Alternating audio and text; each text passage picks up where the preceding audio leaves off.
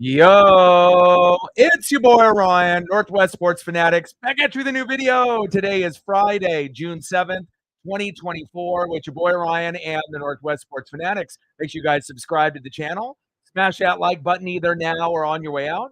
Donate to your boy if you can. Cash App $ORION NWSF or the YouTube Super Chat right here. We got some Friday night baseball for you. The Seattle Mariners versus the Kansas City Royals. First pitch is going to be here in about 10 minutes. I'm going to cue the music. We'll take a look at the thumb, and I'll get into the starting lineups. Happy Friday, y'all. Let's get it.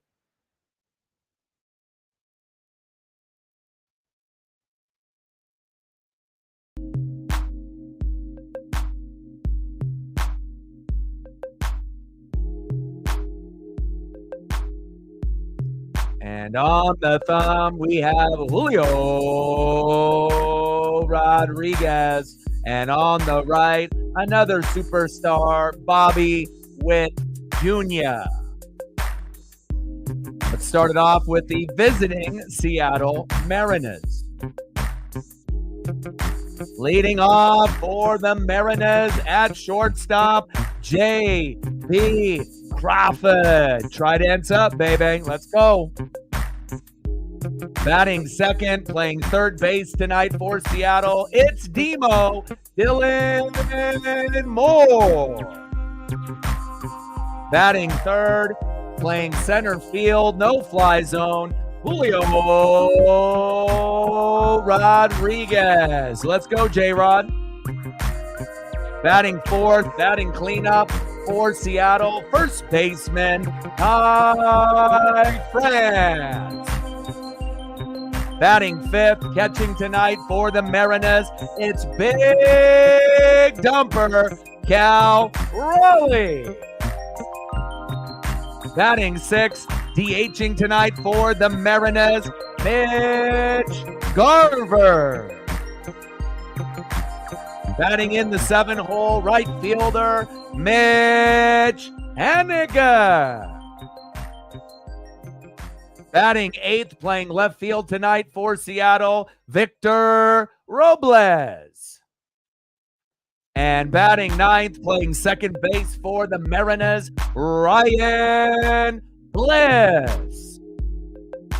And on the mound for the M's, one of our studs, 5-5 record with an ERA of 3.18 with a little bit of a slow start, but he's starting to pick it up. Bryce Miller. You baby, you know it's Miller time, baby. Let's go. And let's get into the starting lineup for your home Kansas City Royals.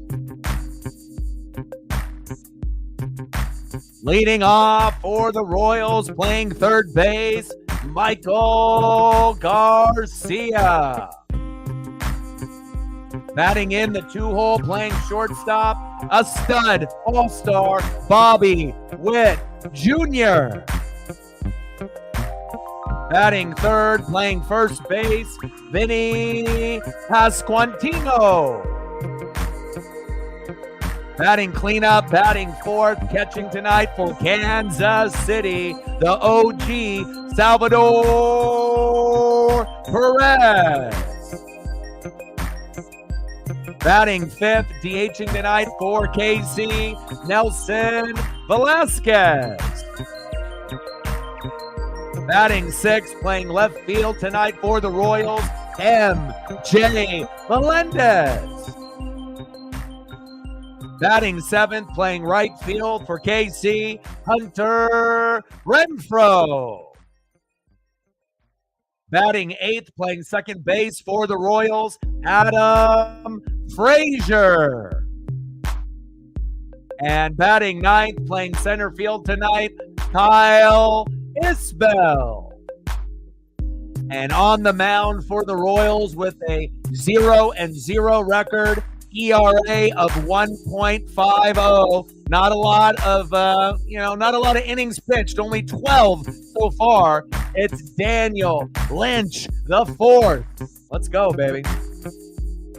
Good opportunity for the Mariners See what we can do against Daniel Lynch.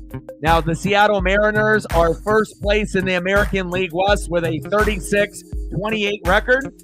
The Kansas City Royals have one more win than us. They're 37-26, and they're second in the AL Central. Let's go, Mariners. I'm ready.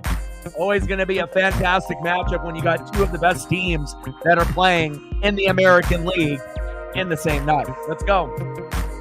Bozo in the building. XPO in the building. Nathan in the building. How are you? Bozo, how are you doing? Giants fan, always coming through to make sure to show some support, even if you're not here throughout the whole stream. I really do appreciate that. Thank you so much. Appreciate you very much. Daniel in the building. What's good? Happy Friday. Let's get it. And if you haven't smashed the like button just yet, please do. We're going to be shooting for 30 likes and then 100 on the donos on every single stream. And we've been pretty successful as of late. You know, we used to shoot for about 20, but we've been hitting 30, 40, and 50 likes. So I figure let's up the ante and try to go for 30. And then obviously on the donos, we're always going to be trying to hit 100 on the donos or more on every single stream. No worries, my guy. I'll be able to call a fantastic game. And again, this is going to be tough.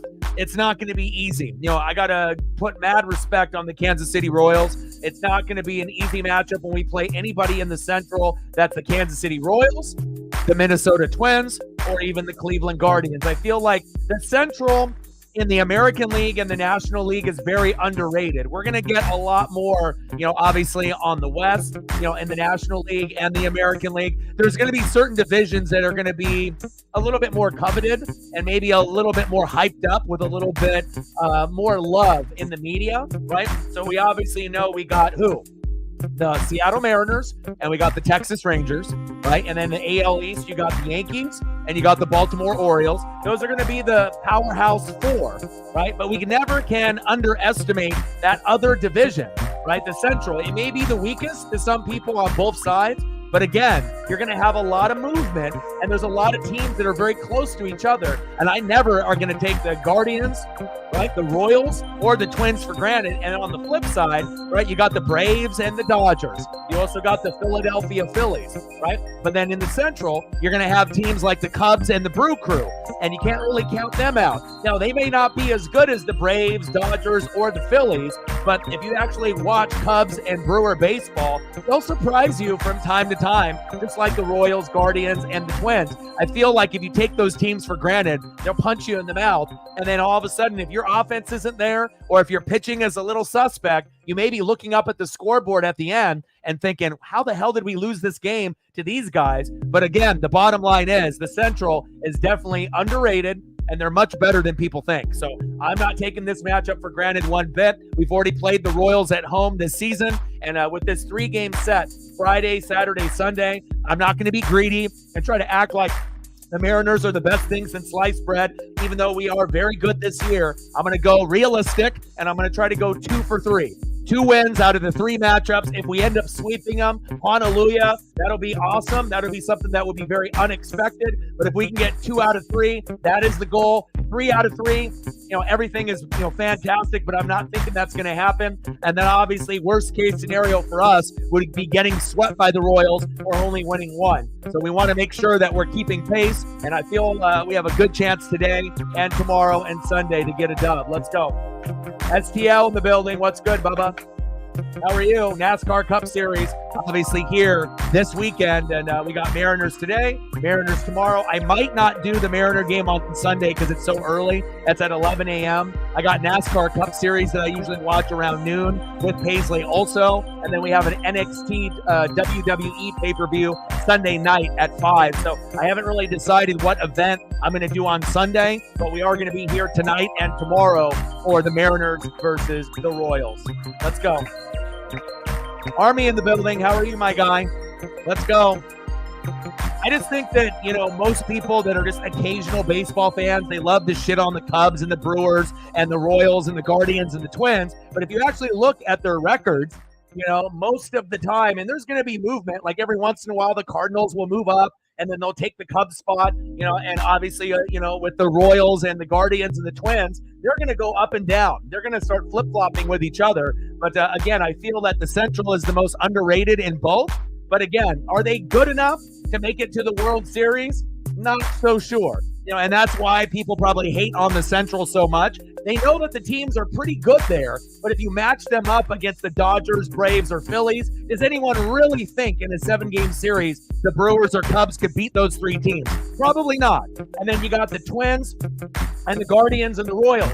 A little bit better, I think, on the American League side. And if you actually ask fans, hey, could they beat the Mariners or the Rangers or the Yankees and the Orioles? And I think that more so, whether people want to admit it or not, the answer is yes. I think that the Guardians and the Twins and Royals, on the outsider point of view, they're like, well, they're not as good as the Yankees or the Orioles or the Rangers or the Mariners. But if you actually watch the games, you'd be surprised on how well the Central does against the Yankees, against the Orioles or the Mariners and the Rangers. First pitch is outside, 1-0 count. Let's go, baby. I'm ready. In the box, J.P. Crawford, and on the mound, it is Mr. Lynch, the 4th. Let's go. Only a dozen big league innings for Daniel Lynch. 0 wins, 0 losses with a 1.50 ERA. So there should be some opportunities here tonight for J.P. Crawford and company. Pitches outside, 2-1 count. Let's go, baby. Let's go, Ems. And in the box, our stud, one of our leaders, J.P. Crawford. Crawford smashes that one foul. Count goes to 2-2.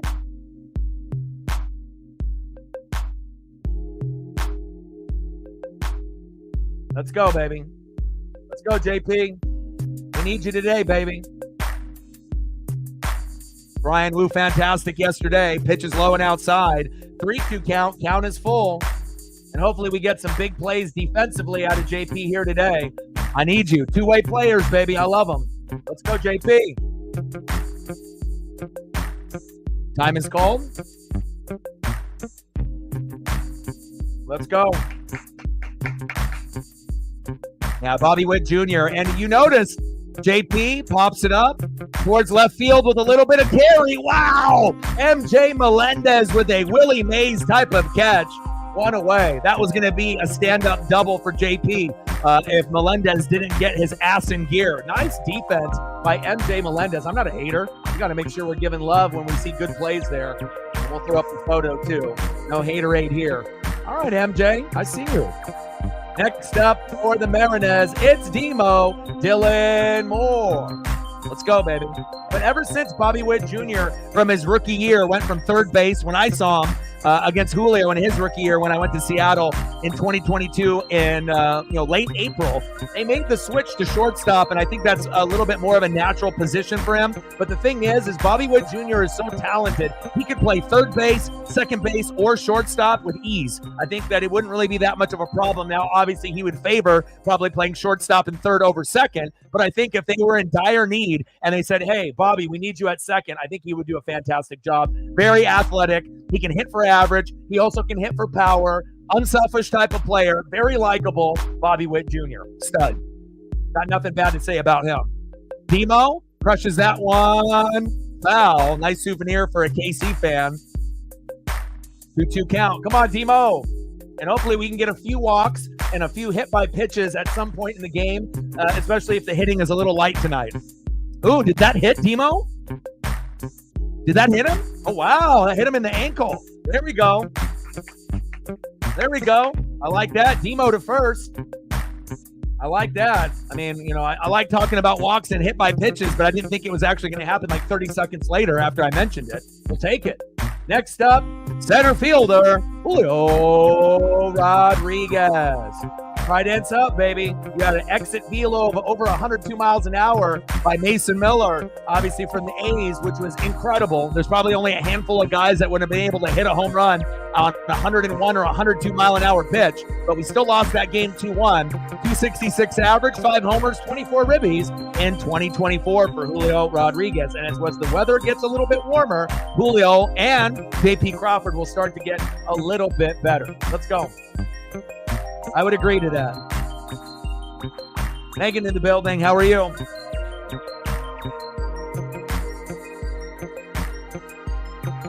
Pitches inside. 2-0 count. I'm not sure if you have social media like Twitter/X or Instagram, but if you have any links or video of anything that you have, I would love to see it. Obviously anything that I can see on the Japanese side or just footage-wise, if you have something that you think is worth sharing. I always like it when people send me different clips or photos or videos of them at the game or something that they think that would be relevant, obviously, in the Major League Baseball season, either overseas or here in 2024. So, awesome. Virginia in the building. What's good? You know what? I think you're right. I think you could really put him anywhere. He's so athletic. Even if you had to put him out in the outfield, in center field, left field, or right field as an emergency outfielder, I think Bobby could do that as well. Super athletic. He's got a good head on his shoulders. He interviews really well, and he just seems like a really chill dude. Obviously he knows he's a superstar, but I don't think he really lets the ego get to him. Same thing with Corbin Carroll. We saw his run last year. Julio, yes! There we go, all the way to left field to MJ Melendez run. Sliding into third, safe by Demo. Here we go. Let's get some runs early and often. Here we go. JP Crawford flied out to MJ Melendez. Demo hit by a pitch on the ankle, now sliding into third. And Julio Rodriguez getting a hit early in the first inning is a good sign for Seattle. Next up, playing cleanup tonight, first baseman, Ty France. Let's go, Ty. Let's go, baby. Bring that electricity. And if you haven't smashed the like button just yet, please do. We got 60 subs to get to 20,300. We've been getting 30 to 50 likes on the streams as of late, so let's try to get to 30. And shout out to all the people watching on Twitter/X as well as YouTube. Love you. Appreciate you. Come over to the YouTube side and smash that like button if you want to be able to chat or just support. And let's get to 100 in donos. Your boy's got a lot of bills. Pitches inside. Did that him again? Oh, wow. Number one hit-by-pitch player in Major League Baseball, Ty France, adds another one to the list. 2 hit-by-pitches already, and we got bases loaded for guess who? Big dumper, Cal Raleigh. Let's go. I like this, baby. I did not expect to start like this, and now I knew that obviously the pitcher has got 0 wins, 0 losses. Thank you to Megan for liking and retweeting the stream. I just noticed that. Thank you so much. But again, he's only got 12 innings pitched. He's been called up. He's been called down to AAA. Called up, called down. And 0 wins, 0 losses, only 12 innings pitched. So he's very raw, but we're starting to take advantage here. Bases loaded with 1 out. We better get at least 1 run. I don't need to get greedy and say we're going to get 4, 5, 6 runs in this first inning, but getting at least 1 would be great. Let's go.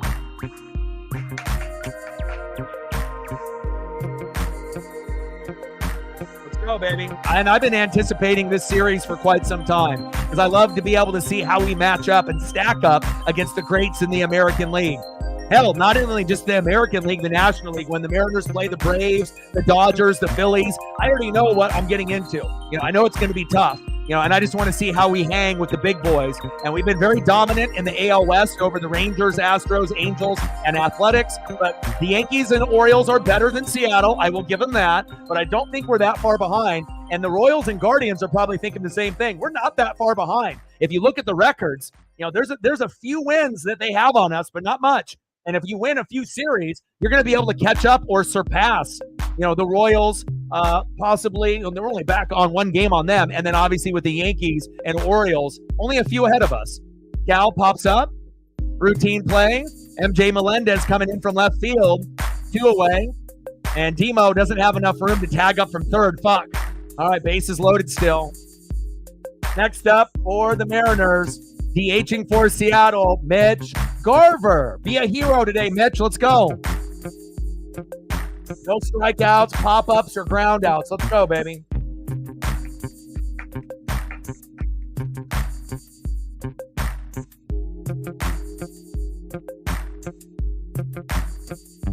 Yeah, and plus injuries. I'm always thinking, obviously we already know what Garrett Cole and his situation. He's always going to be hit or miss. Really hurt and, not playing at all, or kind of semi-hurt and hiding it. And then eventually, we'll see what happens as the year goes on. And then Aaron Judge, Juan Soto, Giancarlo Stanton, you already know it's a matter of time. Out of those 3 guys, you're going to get one of them hurt sooner or later, and sometimes 2 out of 3. Like I say, it's very difficult to keep that roster healthy.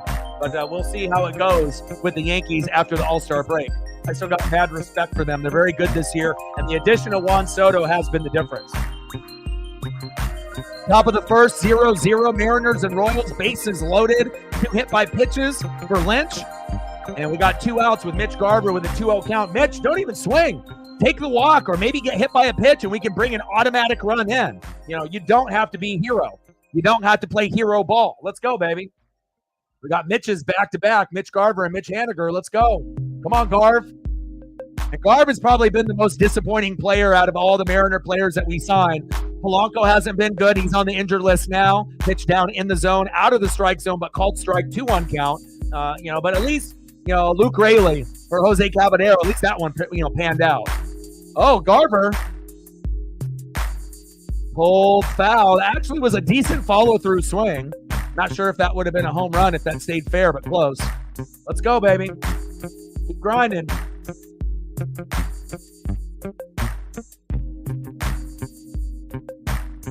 Top of the first, 0-0, Mariners and Royals. I got something for you. Got you that right there. Pitch is high, 3-2 count. Count is full.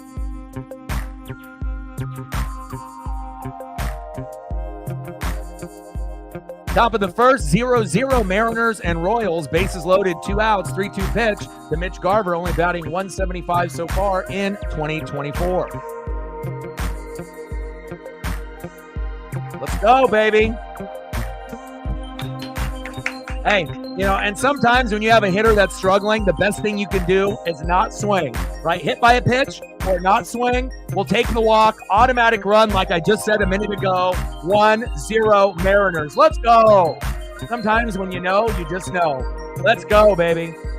Nice job by not being greedy, trying to be Julio Rodriguez and playing hero ball. Just sit there and just take that ball. 1-0 Mariners. Hell yeah.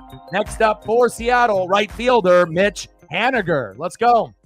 Well, I got my wish. We got our one. Now let's keep raking. Let's add on to this. Haniger crushes it deep. Yes, in between the gap, all the way to the wall. That's going to bring in 1, 2, 3. Let's go. Let's go, baby. Fuck yeah. 4-0 Mariners. Hell yeah. Let's go. Fuck yeah. Back-to-back Mitches getting hits. Let's go. That never fucking happens. And if you know, you know. I mean, I watch every single Mariner game from beginning to end. Let's go. Oh, my phone is blowing up right now. Mariner fans here in Oregon and Washington are hitting me up. It's getting crazy. Let's go. 4-0 Mariners, top of the first. Let's fucking go, Mitches. Miaches. Let's go. Hell yeah. Next up, left fielder, Victor Robles. And I wasn't really that excited to see him starting in left field. I would rather have someone else in that position. But again, in the top of the first against the, Oakland Athletics, he made this jumping one-footed attempt and he dropped the baseball out of his mitt for an error. And he's not really that good in the box, but we'll see. Trade deadline's coming up, and we'll see if we end up pulling the trigger for a big name, a lower name, or no name at all. Robles. Oh, into the gap. Let's go, Robles. You got to be shitting me. Everything going Mariners. 5-0 Seattle. Now, that is insane. I don't think that anyone anticipated that. Victor Robles, stand-up double. That makes up for that idiot play that you had yesterday with that jumping one-footed attempt, and you get a nice double in between the gap, just like Garv and Hanny. Woo! Let's go. 5-0 Mariners. Next up, second baseman, Ryan Bliss. Let's fucking go, baby. Way to bring the electricity. This does not happen for the Mariners that often, where we go through hitter number 1 all the way to hitter number 9 in the order, and we're still in the top of the first inning. If you're a Royals fan, I'm sorry. But this is a little bit of payback of what you guys did to us in Seattle. Fact. Okay? We don't forget. All right, we don't forget. Let's go. $5 holla. Let's go, baby. Stacks on stacks, racks on racks, little cactus jack, bang, bang. $5 holla, 95 to go. Pitches outside, 2-1 count. This is the best start in any game that the Mariners have had in 2024, period. Go back and look at all of the games that we have played up to this point, right? We're 36-28. This is the best first inning that we've had all year, hands down. Unbelievable. And on the road. You know what I'm saying?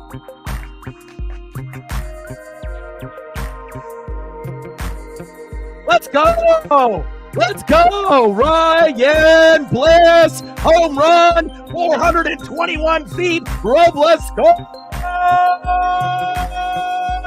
Let's go. Oh, baby. 7-0 Mariners. Let's go. And we're just extending the lead. We are electric, baby. And if you're looking to be able to improve your mental health, then watch this goddamn Mariner game. 7-0 Seattle, top of the first. Depression, addiction, anxiety. These are things that a lot of us go through on the daily basis. Okay? But if you're slipping in the darkness, make some minor adjustments to your daily routine. Exercise, eat better, spend time with pets and family, and you'd be really surprised how you can turn your life around. Let's go. 7-0 Mariners, and we're back at the top of the order. Guess who? J.P. Crawford. Wow. Let's go. Hell yeah. JP out of the zone, behind in the count 0-2, even though that was a ball. Wow. I wish we could have innings like this more often. I mean, there's games where we can't even get to 3 runs, or we can't even get a hit, until the 7th inning against Oakland, right? No hitter up to the 7th, and JP had that double. Feels really good to be able to be mashing like this. 7 runs on 4 hits. Ryan Bliss, first home run. Fucking even Victor Robles getting an RBI and getting some runs in there. Unbelievable. 1-2 count. Now that's a ball outside. 2-2 count. This inning will be coming to an end, you would feel at some point. 2-2 pitch from Lynch to JP. JP, dribbler, throw to first. And there is the end of the top of the first inning. The best top of the first inning. Best first inning for the Mariners, maybe in a couple years. I mean, I've been doing games for quite a while, and I've been watching games since the mid-'80s, since 1985. I don't think I can remember another start where we had a 7-0 lead in the first inning, and everyone was producing. Unbelievable. Unbelievable. JP couldn't participate, or Demo, or Ty France, or Garv had the walk. But Julio with a hit, right? Ty France ended up getting hit by a pitch with Demo, right? And then Cal Raleigh couldn't get anything going. Then Garv got a walk with the bases loaded to bring him in. And then, boom, Haniger, Robles, Bliss. And when you can get production out of your 7, 8, 9 hole, you already know it's going to be lights out. I mean, we're pacing for how many? How many are we pacing for? You know things are probably going to settle down at some point. But is this the game where we end up hitting like 12, 13, 14, 15 runs? I mean, hell, we're already at 7. We should be able to get to 10 at bare minimum. And we got Bryce Miller on the mound. Man, let's go. That is the best first inning I've seen, maybe ever. Like I said, it definitely is up there. And I mean, I've been watching, way back in the day with Alvin Davis and Harold Reynolds, and then the Griffey era, with Edgar Martinez, the Ichiro era. You're not going to get 7-0. And again, it's not like we're playing the Chicago White Sox, but even if we were, 7-0 is something hard to do against any professional baseball team, even the ones that are in the gutter that are terrible.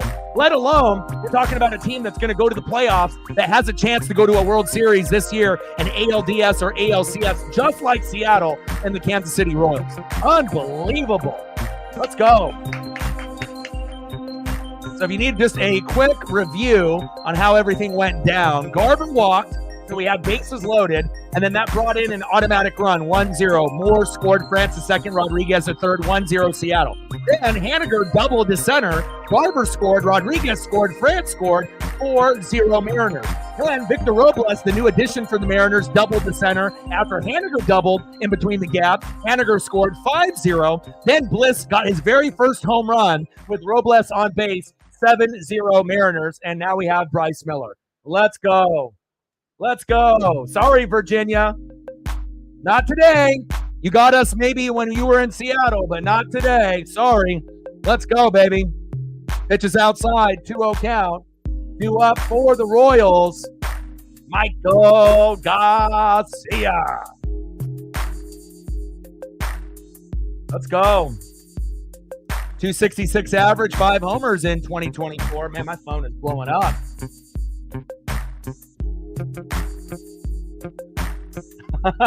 My buddy's like, Kirby is like, what the fuck, man? You know, it's like, why can't I get anybody to hit? Takes him to the 7th inning to get a hit. Now Bryce Miller has got a 7-run cushion here in the bottom of the first. Let's go. Pitches outside, 3-1 count to Michael Garcia. Great start for Seattle. And I imagine they're going to bring it up, and they'll go back into the record books and see if this is one of the best starts the Mariners have ever had in their team history. It's got to be. 3-1 pitch. Michael Garcia, dribbler. Down towards third base is foul. 3-2 count.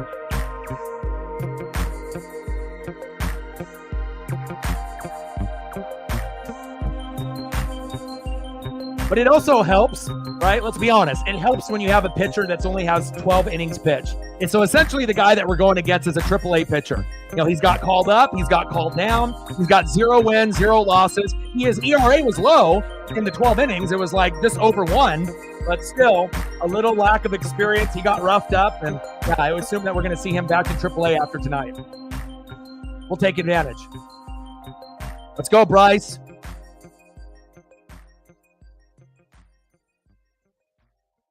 Four seam, sinker, slider, sweeper, and splitter. He's got 5 pitches. He can do it all, baby. Let's go, Bryce. Bring that electricity.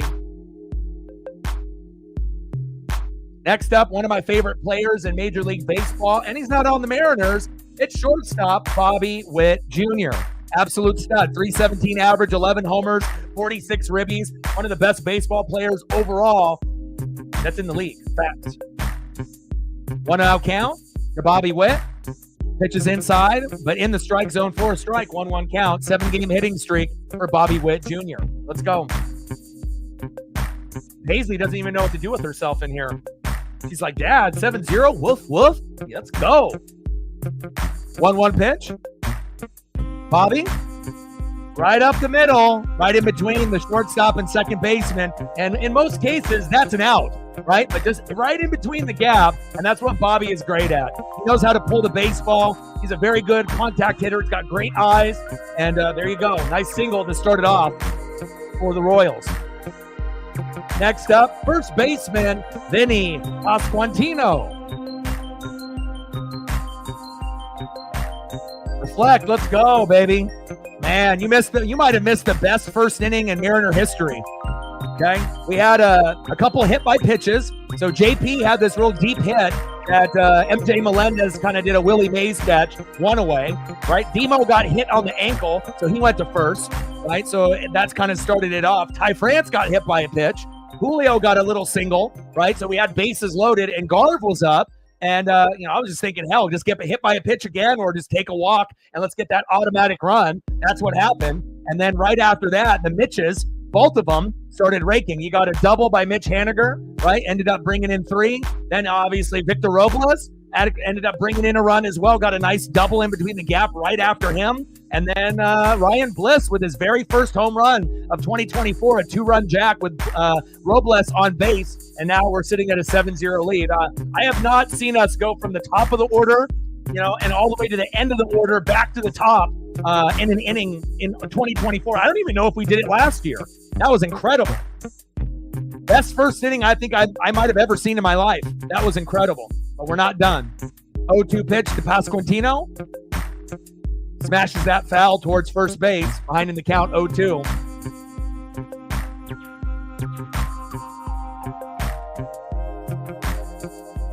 Let's go. But you know what? We're due for one of these games. For all these games, for everyone noticing that we're the number 1 strikeout team in the last 100 years, not just this year, but in the last 100 years, we're like the worst strikeout team out of any team that's played baseball in the last 100 years, right? We can't really score a lot of runs. We can't hit. We got a good pitching staff.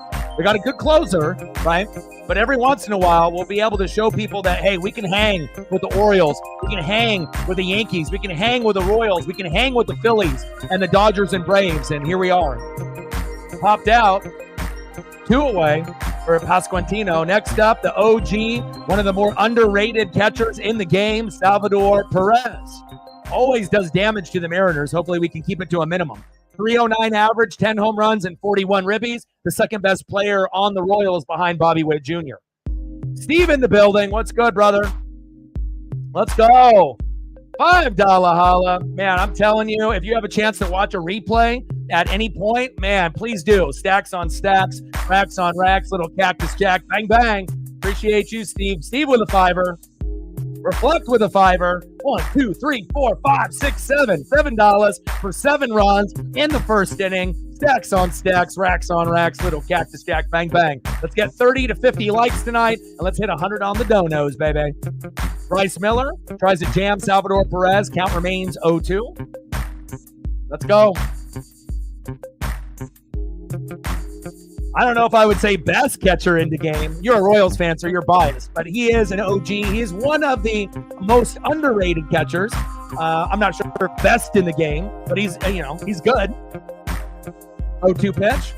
Pitch is outside, 1-2 count. But one thing that I will give Virginia and I will give the Royals fans, Salvador Perez is consistent. And that's my number one thing. I love consistency, and he's been good for years and years and years. He always brings it, and he can play catcher, he can play first base, he can DH, he can do it all. 1-2 pitch from Miller to Salvador Perez. Lauren in the building.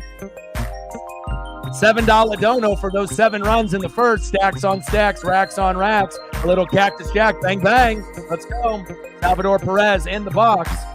And that was probably the best first inning I've done on stream. And I've been doing this for, 12 years? I've been doing YouTube for 8.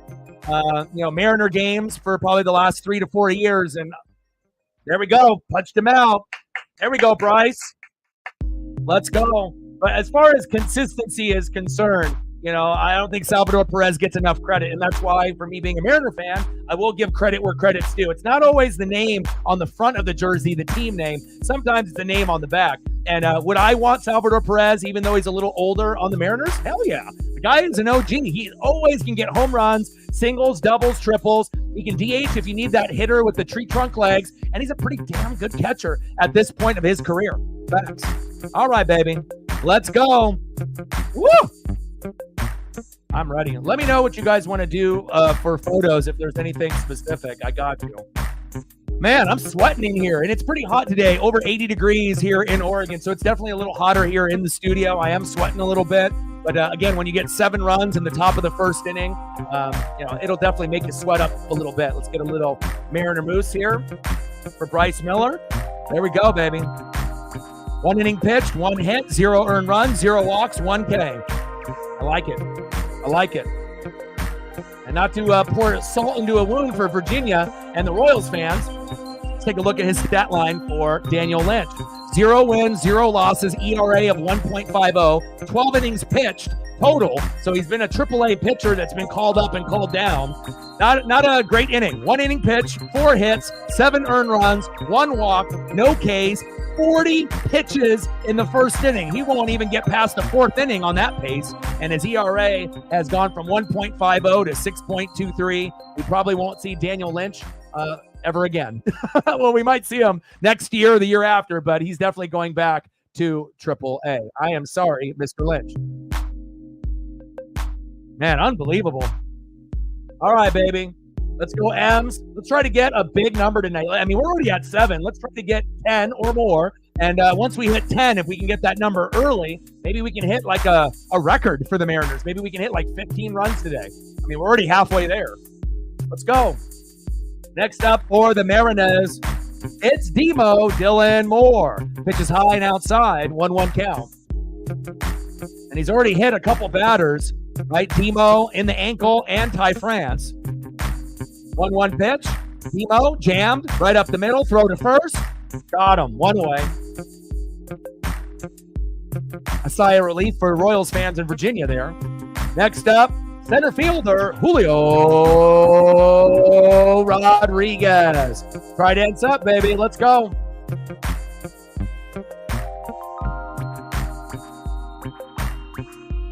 You know it's a good sign when Julio gets a base knock on his first attempt in the box. Let's go. Top of the second, 7-0 Mariners. But if anything, that needs to be said, if there's one team in Major League Baseball that deserves something like this, it's us. We strike out more than any team in baseball. We have a hard time getting 5 runs and 7 to 10 hits. We have a lot of games where we get 0, 1, 2, or 3 runs and very minimal hits. So it's always kind of nice to be able to see an explosion like this. Not for Virginia and Royal fans, but for us Mariner fans, we love it. Let's go. 3-0 count to Julio. Is Julio going to take a walk or is he going to be a hero? Let's see. Come on, baby. Pitches outside. 4 straight pitches to Julio Rodriguez. Wow. This guy might not make it past this inning. They might have to pull him here in the second inning. Nice job, Julio. Next up, first baseman, the #1 hit-by-pitch leader in Major League Baseball, Ty France. Let's go, Ty. And normally it's a guy that's struggling that I want to have a guy get hit by a pitch or take a walk. Pitch right down the middle for a strike to Ty France. 0-1 count.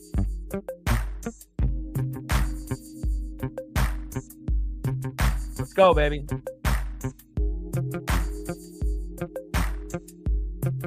Pitch is in the zone for a strike, but called ball. Wow. Couldn't even give him that call, huh? Unfortunate for Lynch. Should be behind in the count 0-2 right now for Ty France. 1-1 pitch from Lynch. Big swing and a miss inside. Jammed him there. 1-2 count.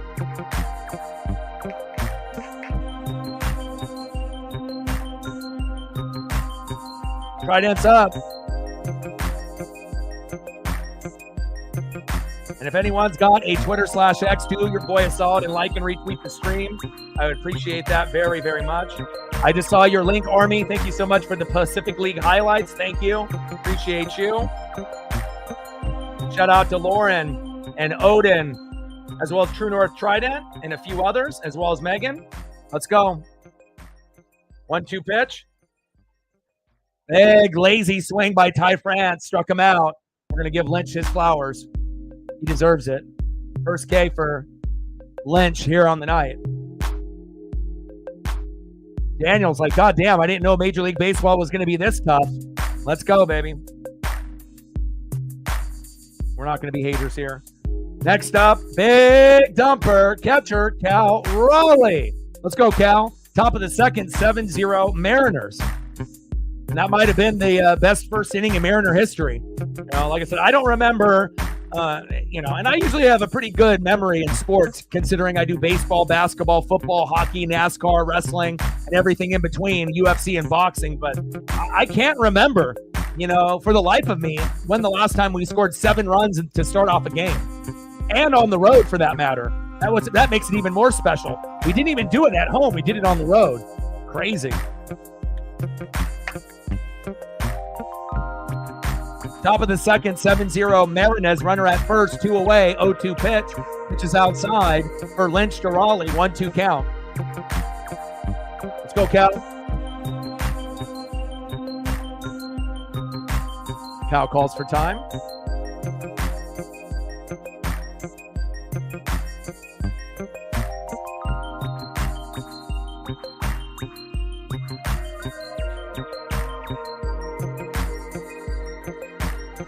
One-two pitch for Lynch to Raleigh, which is high out of the zone. 2-2 count. Good eye. Let's go, Cal.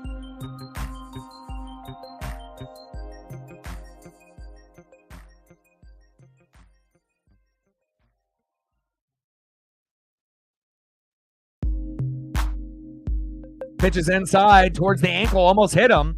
3-2 count.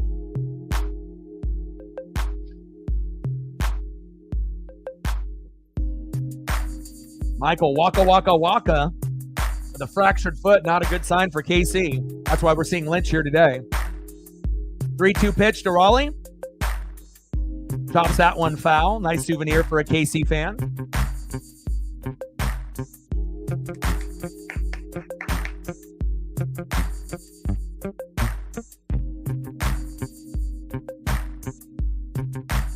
Let's go, baby. Top of the second, 7-0 Seattle. Runner at first, 2 outs, 3-2 pitch from Lynch to Raleigh. Cal crushes that one, pulls it, foul. My phone is blowing up. I don't even have the time to be able to message everybody back. Oh, baby. Let's go. The ultimate sign is when things are going great is when you look at the 7, 8, 9 hole, and if those guys are productive early, chances are you're raking. 3-2 pitch to Raleigh. Almost hit him again and walked him. Here we go. We'll take that. Nice eye on Cal Raleigh there. Next up, DHing for Seattle, Mitch Garver. Now, his bat can come alive once in a while. He can get a single or a double, but again, he can be very, very, noticeable in the box by doing nothing. Get hit by a pitch, bring in a run. Take a walk, bring in a run. Get on base, find a way. Only swing if you need to. Pitch on the corner for a strike, behind in the count 0-1. But obviously Lynch is, he doesn't really have a whole lot of control here. He's nervous, you can tell. Only 12 innings pitched up to this point. Popped right up the middle. Ooh, good defense with the glove there by Lynch. Throw to first. They leave 2 stranded, and he gets out of the second inning at the top, 7-0 Seattle. Let's go. Lauren had to go back to work, but we can throw up some Mariner Moose for him. Reflect anything that you want to be able to see, let me know. I'll get some up here for Steve, some maybe throwback photos of the old school Mariners. Appreciate you guys very, very much. And DXPO as well. Let's go. Appreciate you guys. Let's go.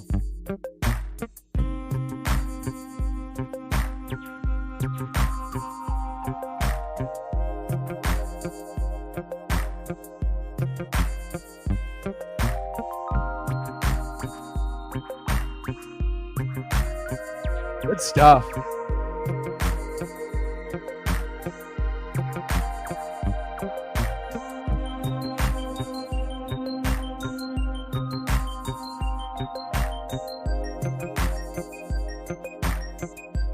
Let's go, baby. 7-0 Mariners. Unbelievable.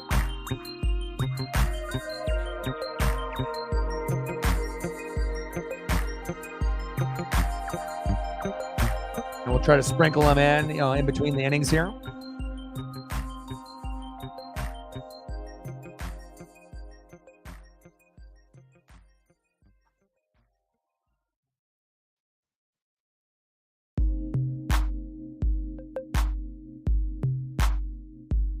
We'll squeeze it in OG. And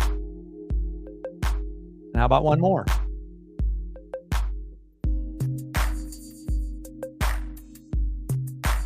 Let's go, baby.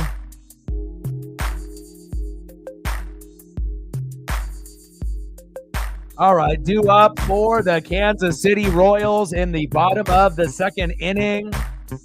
DHing in the 5-hole, Nelson Velasquez. Batting in the 6-hole, batting second this inning, left fielder M.J. Melendez. And batting third, right fielder in the 7-hole, Hunter Renfroe. Let's go. Let's go, Bryce.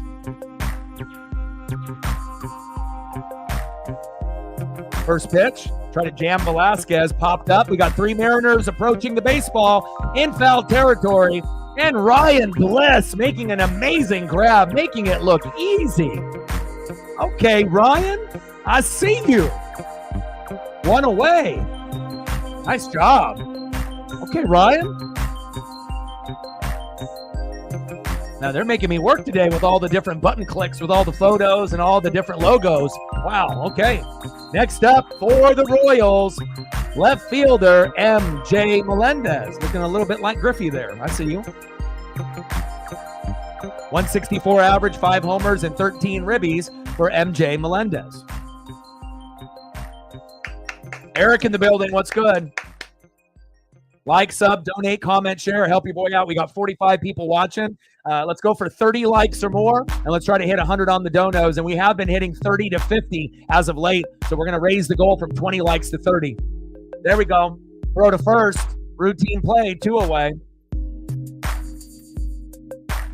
Next up for Kansas City, right fielder Hunter Renfroe. And for all the people that have donated up to this point, if there's anything specific that you want to see, just type in the chat and I got you. Scotty Mack in the building. What's good? Trident's up.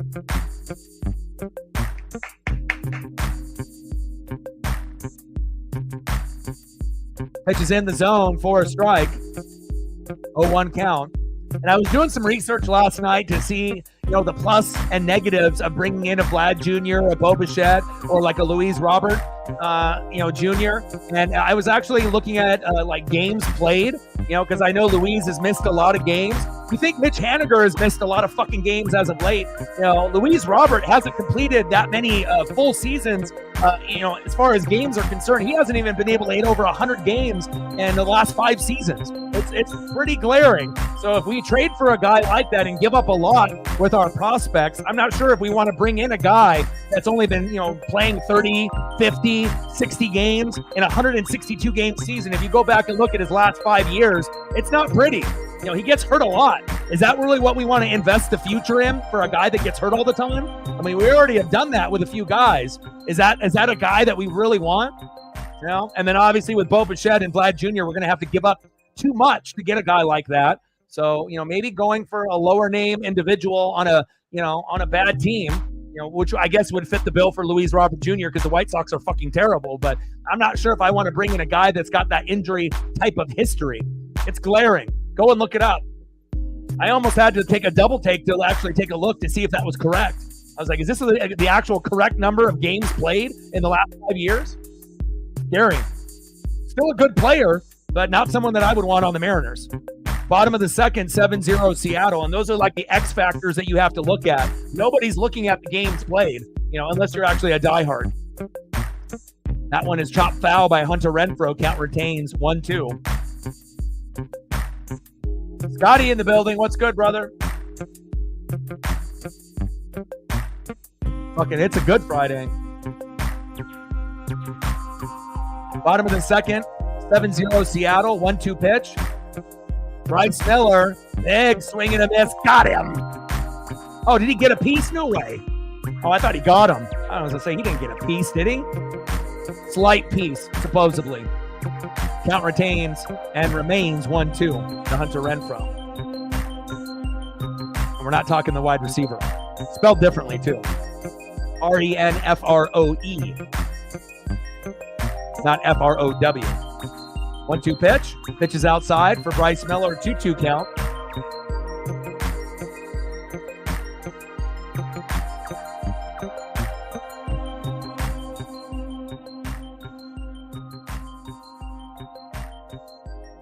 Let's go, Bryce. Smoke him. Chopper towards third. Throw to first to France. Got him. There we go.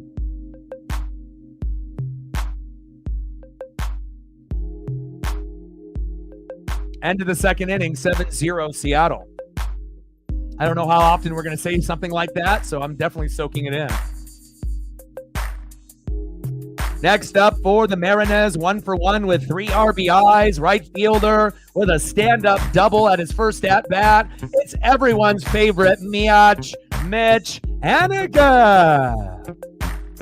Batting in the 8-hole, left fielder, 1-for-1, stand-up double, an RBI as well, Victor Robles. And that definitely made up for hitting into that double play to end the game against the A's and then coming in yesterday in the top of the first inning and making that jumping one-footed catch in the outfield and dropping the baseball in your mitt. I was pissed off, and I'm happy that he was able to bounce back and at least do something positive for the Mariners since we signed him. Nice job, Victor. You're still not my favorite, but yeah, I do appreciate what you did today. And batting third, 1-for-1 with a run and 2 RBIs. He hit his first home run in 2024 just a few minutes ago. His name is Ryan Bliss. Let's go. Let's go. And like I mentioned multiple times on the stream, make sure you guys are taking care of your mental health, addiction, depression, anxiety. These are things that I have gone through, and I know some of y'all are going through it right now or might have had an issue with this in the past. So if you are slipping a little bit, make some minor adjustments to your daily routine. Exercise, eat a little bit better, right? Spend time with friends and pets, right? You make these minor adjustments to your daily routine, you can actually slip out of the darkness much sooner and you can win the day. I mean, I'm down from 270 pounds during COVID. I'm down to 188. And it's literally the best I think I've looked and felt since I've been in high school. I'm 42. So it's been since I was 18 years old that I have felt like this, and I'm 42. So if I can do it, I know you guys can do it as well. You just have to have a little bit of discipline, baby. Discipline. Do you have the discipline? The hardest thing to do in life is to hold yourself accountable. You can do it. Haniger, throw to first. Got him. Next time, Mitch. Next up for the Mariners, left fielder, Victor Robles. Go, Victor.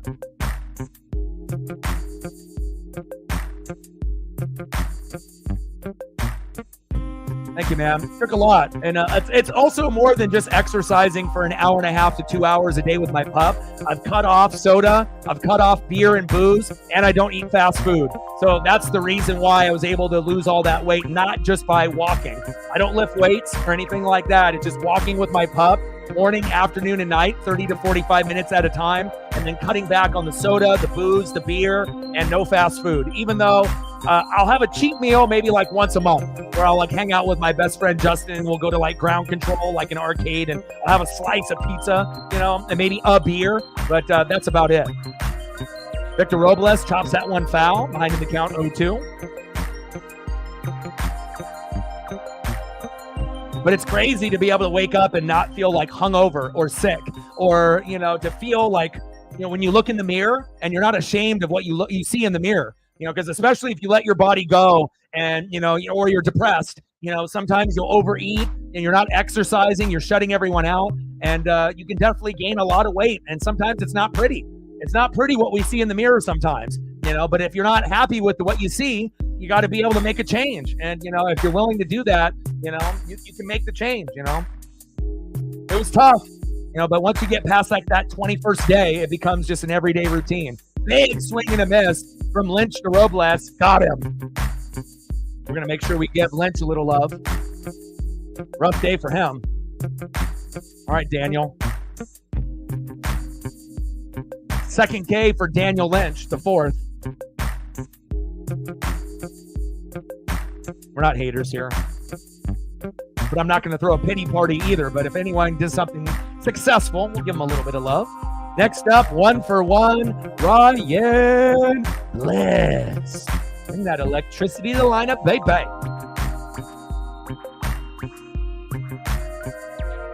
Line in the count with that swing, 0-2. Go, Ryan.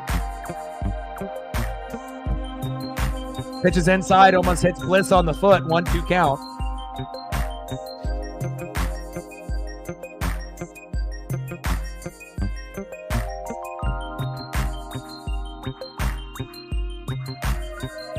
Big swing and a miss. Got him. Another K there by Lynch. We'll make sure we celebrate him. He's having a very rough outing, but at least he's starting to find a little bit of the strike zone there. Nice job, Daniel. All right, take a look at the stat line for the pitchers so far. All right, Daniel Lynch, 3 innings pitched, 4 hits, 7 runs, 3 walks, 3 Ks, 73 pitches in, and we're only in the 3rd inning. My goodness. Let's take a quick look at Bryce Miller. It's Miller time, baby. All right, Bryce Miller, 2 innings pitched, 1 hit, no earned runs, no walks, 1 K.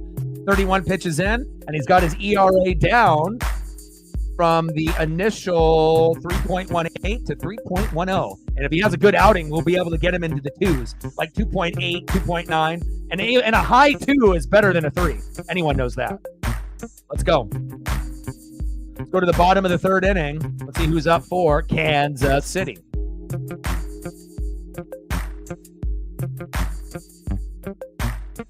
Next up for the Royals, the former Mariner, second baseman Adam Frazier. Batting in the 9-hole, 0 for 0, center fielder Kyle Isbell.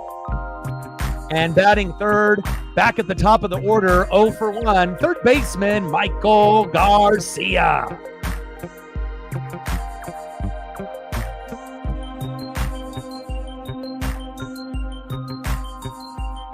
True North Trident with the like and the share. Appreciate that very, very much. Shout out to True North Trident, Lauren, and Megan. If anyone else has a Twitter/X account, do your boy a solid and like and retweet the live stream on Twitter/X. And make sure you smash that like button. We're shooting for 30. I haven't checked it yet, but we have 42 people watching. So I'm hoping that we're close to 20, like 15 to 20 likes at this point, I'm hoping. We're about an hour in.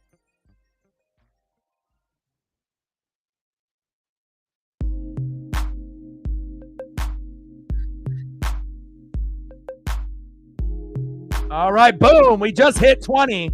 22. Thank you so much. Let's go. 8 more to hit the goal. And we're at 30. Thank you guys so much for your support. And again, we have started to see a little bit of an uptick, on the Twitter/X as well as a YouTube side. And again, like I said, if you can get 30, 40, 50 likes, that could be the difference, from going from 15 to 25 likes and getting maybe 300 to 400 people watching to getting 30, 40, 50 likes and then jumping up to 400, 500, 600, 700, 800 people watching. And then once we get up to the 80 to the 100 like era, then we're going to have to be hitting about maybe 1,000 to 1,200 people. So we're not there yet, but we're slowly progressing. But once we have about 1,000 to 1,200 people watching, that's when we're going to be able to cash in and have 75 to 100 likes. And then that'll take us to that next gap and that next groove. And as well as the Mariners are doing from here on out for the next 15 to 20 years, things are going to get better here on the channel. Little chopper by Adam Frazier to left field. Nice hit by Frazier. All right, Adam. You're looking like a Seattle Mariner right there. Okay, Adam. Nice little bloop there to left field by Adam Frazier. Next up for the Royals, center fielder Kyle Isbell. I need to go get my drink. All right, give me 1 sec.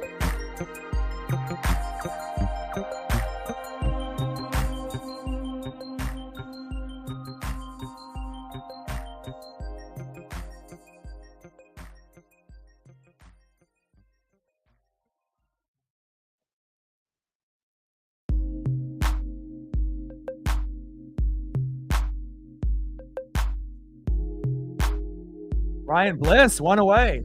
Let me see the replay real quick. Oh, good reaction time. Good reaction time. High to the face. Throw to second to JP. No throw to first. Nice. Okay, Ryan. Okay. I see you. Next up for the Royals, third baseman Michael Garcia.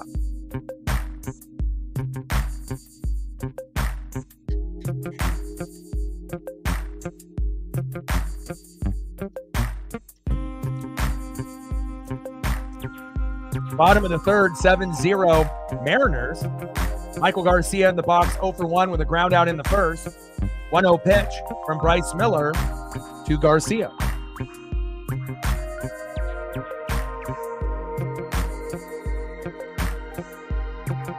Primo in the building. Let's go, brother. Chopper towards third, force out at second. Double play. Got him! Wow, what a DP double play right there. Primo with the tour. Appreciate you, my guy. Stacks on stacks, racks on racks, little Cactus Jack, bang, bang. And I hope you appreciate those stats. I usually try to send them to reflect in my best friend Justin, but every once in a while, Primo says, hey, send me some information. Send me some stats so I can share it with my friends. And I'm always going to send you, I'm not going to send you everything that I send Reflect and Justin because your timeline, the DMs would be blowing up like I was like we were related or something, you know what I mean? So I'm not going to hit you with all those, but every once in a while I'll hit you with a few here and there so that way you can keep up to date with any Mariner stats. Let's go. End of the third inning, 7-0 Mariners. Appreciate you, Primo. And anything that you guys want photo-wise, just type in the chat and I got you. But again, the stuff that I'm going to send you, when I send to Primo or Reflect or Justin, it's not going to be just like known information. It's going to be like deep diving. Like it's going to go over, ERA, records, things that, are unbelievable. Maybe history being broken and cool breakdowns and graphics and things like that, so that way we can deep dive, on the Mariners. But I think a lot of people don't understand, this channel, we are fanatics here. We're not fair weather. We're not bandwagon. So if people actually realize like how much reading goes along in this channel and how much film study goes in, as well as keeping up with all of the statistics and all the extra stuff, That's why we're at where we're at in the number. Obviously we got a long ways to go. I'm only about 1% in of my total journey, I feel, even though we're over 20,000 subs. But I feel a lot of that information, it'll be something that you can learn something that you never knew before, and then you can pass it along to your friends as well. You can be like the smart guy in your group, and they'll be like, how did you get all that information? And you're like, oh, NWSF, baby. Let's go. Appreciate you, Primo. Appreciate you, my guy. And if there's anything specific you want to see photo-wise, let me know, and I got you. All right, let's go to the top of the fourth inning. 7-0 Mariners leading off J.P. Crawford. Let's go, JP. But it's nice because it's not a lot of people that, people don't realize it's not the Mariners that are divvying out this information. It's a lot of hardcore fans. Oh, JP! Right off Bobby Witt Jr.'s glove. JP Crawford with a nice single to left. There we go. But it's a lot of like super fans and a lot of nerds. And I feel I'm a nerd. Like I said, I can get along with the car guys and the sports guys and the wrestling guys. I feel like there's not really any group of type of person, Star Wars people. Like I can get along with pretty much anybody. But I feel that, the amount of reading and film study that I do, I am a nerd. I love stats. I love analytics. Like I told you guys when I was a little kid, when I collected cards, the first thing I did after looking at the front of the card, I'd flip over to the back and I would memorize the stats on the back. 6'3", 200, went to Arizona State, had 25 home runs in his junior year, like weird shit like that. No other kid fucking did that, but I did. And I think that's why I'm at where I'm at now with this channel, just because of that love for the stats and the analytics.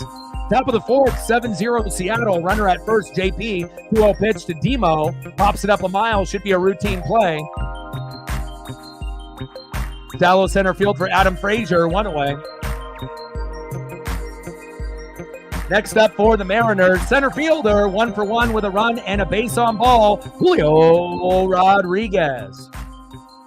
Field coverage, highest ops by a player 24 and younger. Soto, number 1, Vlad Jr., number 2, Julio, number 3, Bobby Witt Jr., number 4, Michael Harris, the second, number 5. That's a hell of a list.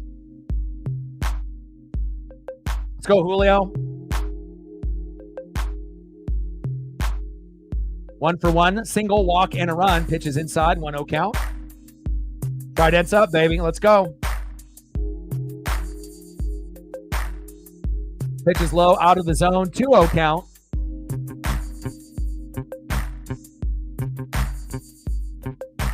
I mean, you let me know. Like I said, if you want me to send you like what I send the others, which is a few more posts each day, but usually right after the game is over, there will be a lot of nerds that will be, in my timeline sending me stuff, or I just, I follow them or they follow me, and then we'll just like trade information back and forth and whatnot. And then I usually try to share that, with Reflect, my best friend Justin here in Oregon, and then obviously with you as well.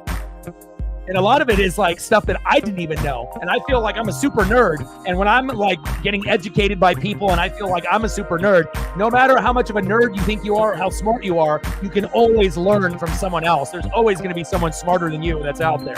It's just the adaptation of being able to learn and to understand and to be able to grow and give people credit where credit needs to be given. It's not all me. I get a lot of information from a lot of the diehards. Top of the fourth, 7-0 Seattle. Runners at first and second, 1 away. Julio to first. We love that. Let's go. Nice job, Julio. Next up for the Mariners, first baseman, Ty France. Let's go, Ty. And the Seattle Mariner fan base is one of the most educated fan bases in baseball, period. I feel like that fan base, if you ask fans that are outsiders, except unless you're like an Angel fan, an Astro fan, a Ranger fan, or an Athletic fan, then they might be haters. But for the others that aren't in the division, I feel that, most interaction with Mariner fans are usually pretty pleasant, and they're usually really fucking smart.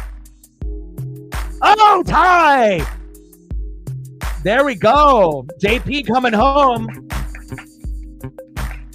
8-0 Mariners. Ground rule double. Crawford scored, Rodriguez the third. Everything is going Seattle, baby. Nice job, Ty. Way Way to bring that electricity. Yes, sir. Mariner Moose comes out for you. I know it's not a strikeout, but hell, let's go. Nice job. 8-0 Seattle. Is that good? Next up for the Mariners, catcher, big dumper, Cal Raleigh. Let's go, Cal.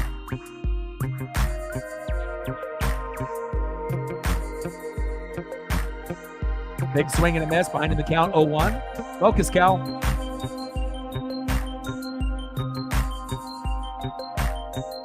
Oh, 1 pitch from Lynch to Cal Raleigh. Dribbles it towards third base, foul.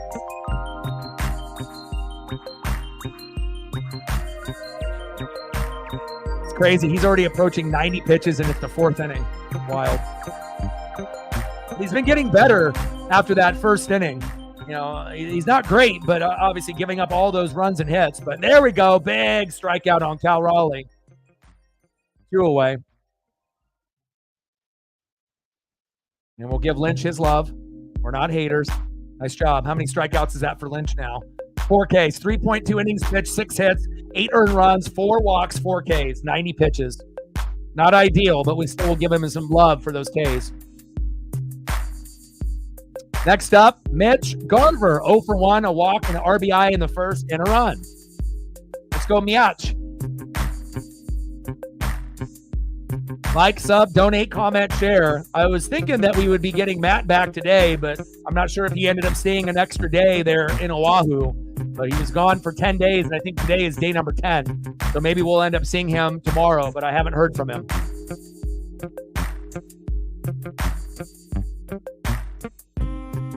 Viva la France.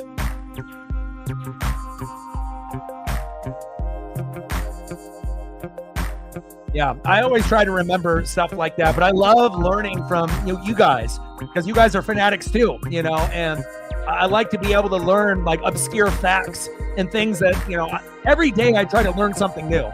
Back. Oh my God, MJ Melendez robbed that home run. Wow, I thought Garv might have had it there for just a split second. MJ Melendez acting like Ken Griffey Jr. Wow, or Julio. Well, it wouldn't have been a homer. At that second look at replay, it would have been right below the padding, about 2 feet off a home run, but it might have been a double, something of that nature. So, but we'll take a 8-0 lead in the bottom of the 4th inning. Let's go. Hell yeah.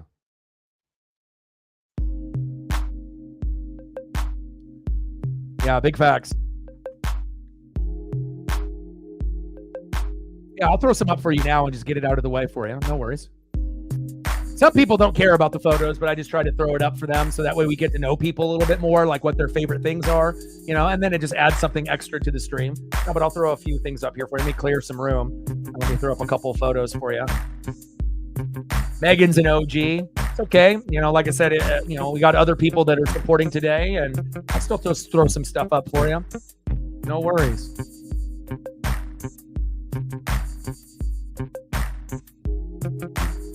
I mean, you have your own file. Not very many people have their own file. Like normally my files are labeled like Seattle Mariners or Kansas City Royals. But yours is Megan's favorites. So obviously you're pretty special to have your own file. Big facts.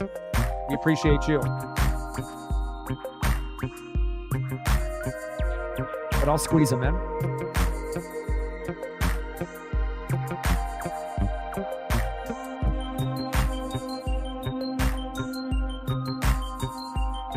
And if there's anything specific that you want, like Kraken or Seahawks or Ichiro or something, you just let me know and I got you. But we'll start off with a little Stefan. I know how much you love him. There you go. I got you.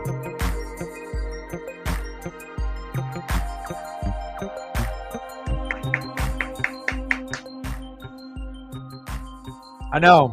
It's been a while. 10 days. It seems like it's a lot longer, but we've had some good success while he's been gone. Just me pretty much trying to kind of run the show by myself, and then occasionally having one of the mods kind of help a little bit here and there, like Sarah once in a while or someone else. So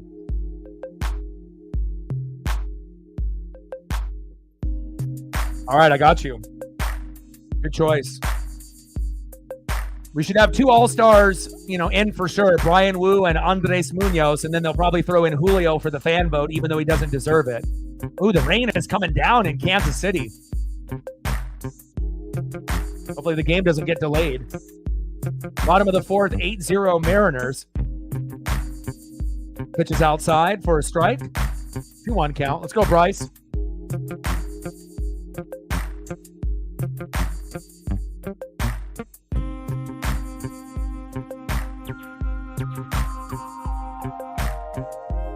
In the box, Bobby Witt Jr. Big swing and a miss. 2-2 count. And Bobby Witt Jr. is electric. I got no bad things to say about Bobby Witt Jr. He's Hall of Fame. He's more consistent than Julio on a day-to-day basis. And at the end of the day, we'll probably see both of those guys in the Hall of Fame. Julio Rodriguez, if he can get more consistency, right? And Bobby Witt Jr., he's on his way. Fantastic player. 2-2 pitch from Miller to Witt. Little chopper, pulls it. Look at that speed by Bobby Witt Jr. If that was anybody else, that's an easy out for JP. Bobby Witt Jr. runs hard every single time. And what does that happen? Boom. You get safe at first. Nice job. Nothing you could do right there. I mean, like I said, this little dribbler, there's no way that, someone should run that out. But Bobby's got that speed and effort, and that's something that, is not taught. That's something that's internal, that I'm going to run hard no matter what, even though 99 out of 100 guys would probably be out right there, but not him. I respect him so much. 19 for 26 in stolen bases this season for Bobby Witt, and I love the effort. I love effort guys. Great job, Bobby. Next up, first baseman, Vinny Pasquantino. See what Vinny can do here.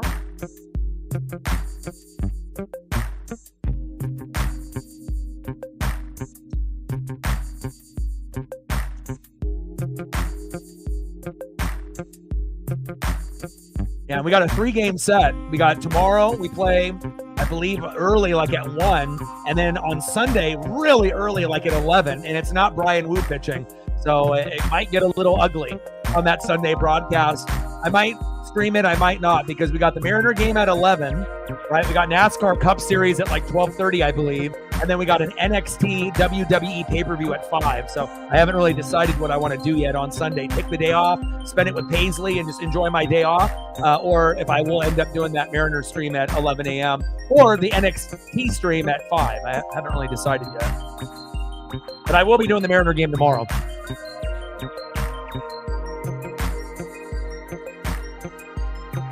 %. I agree with that. I'm a Mariner fan, and you're a Mariner fan, and that's 100% accurate. Best 30-30 threat in baseball, and if he can get into a groove, he could be 40-40. It's like exactly what we wanted Julio to be. But again, it is what it is. Julio will have some time to try to get more consistency as the years go on. But I 100% agree with that statement, and that's why this channel will appreciate greatness. We don't need to hate on the opposing team or the opposing players when they're special. A lot of other streams do that, but not here. Bottom of the 4th, 8-0 Seattle. Runners at first and second. Next up in the box, one of the OGs, maybe the most underrated catcher in baseball, Salvador Perez. Seems like he always bats over 300. He can DH, play first base or catcher, right? And he always can get you a clutch home run or an RBI when they need it, And like I said, there's not a lot of great catchers that are in Major League Baseball. We got one of them in Cal Raleigh. The Royals got one too in Salvador Perez. It's not like Buster Posey is playing right now. It's not like Mike Piazza is playing right now. It's not like Pudge Rodriguez is playing right now. The catcher position is very underrated and undervalued.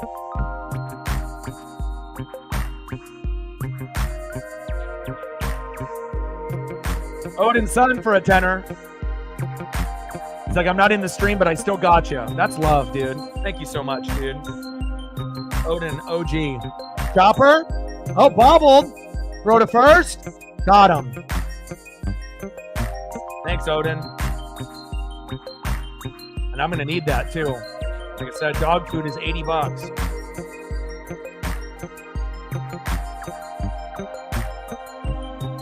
Pasquash shows up.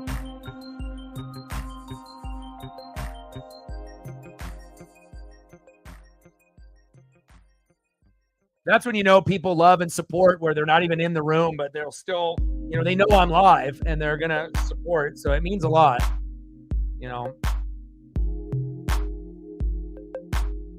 Odin Sun with a 10er. Appreciate you, my guy.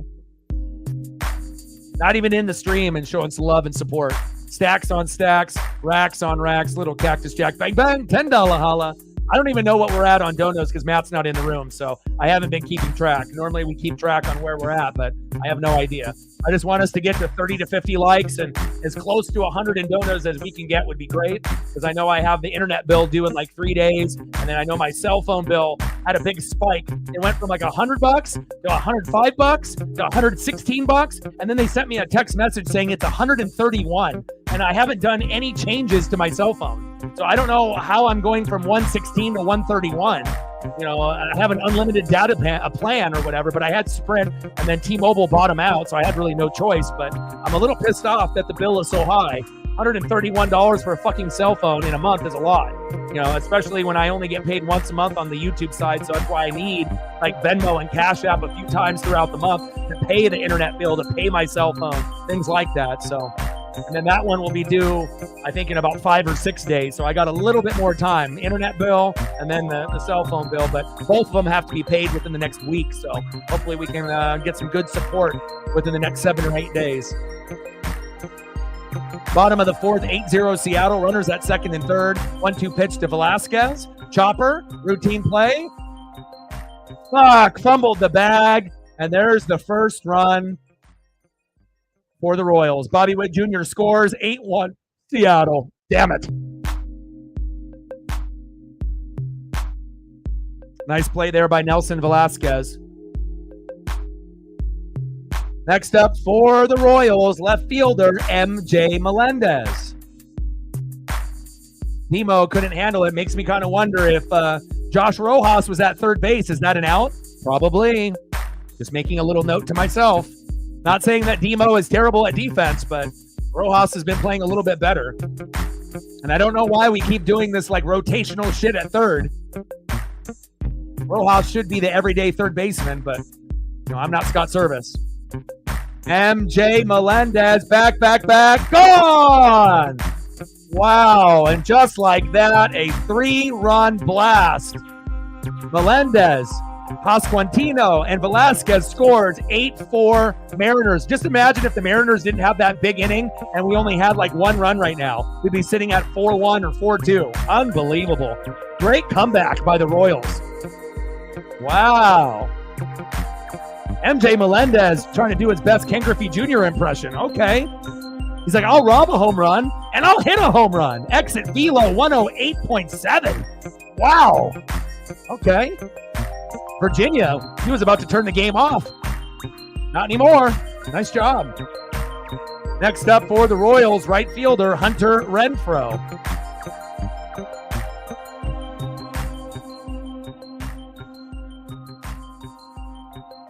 Nice job, Royals. Now Virginia can have she can breathe a little bit easier. Instead of just getting utterly blown out and seeing it get worse and worse and worse. It's nice to be able to see a team fight, even though they'll probably lose. But in baseball, you never know. Once the starting pitching goes out, the Royals could come back and win. It wouldn't shock me. Like I said, we have to see what we have in the bullpen.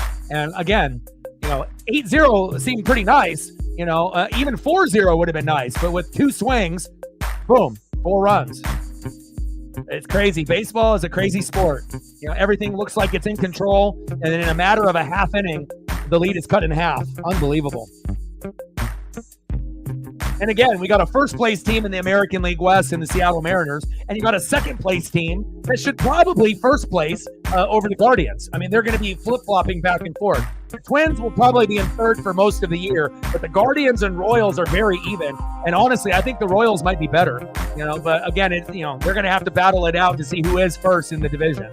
Line drive to third base to Demo. At least he catches that one. 2 away.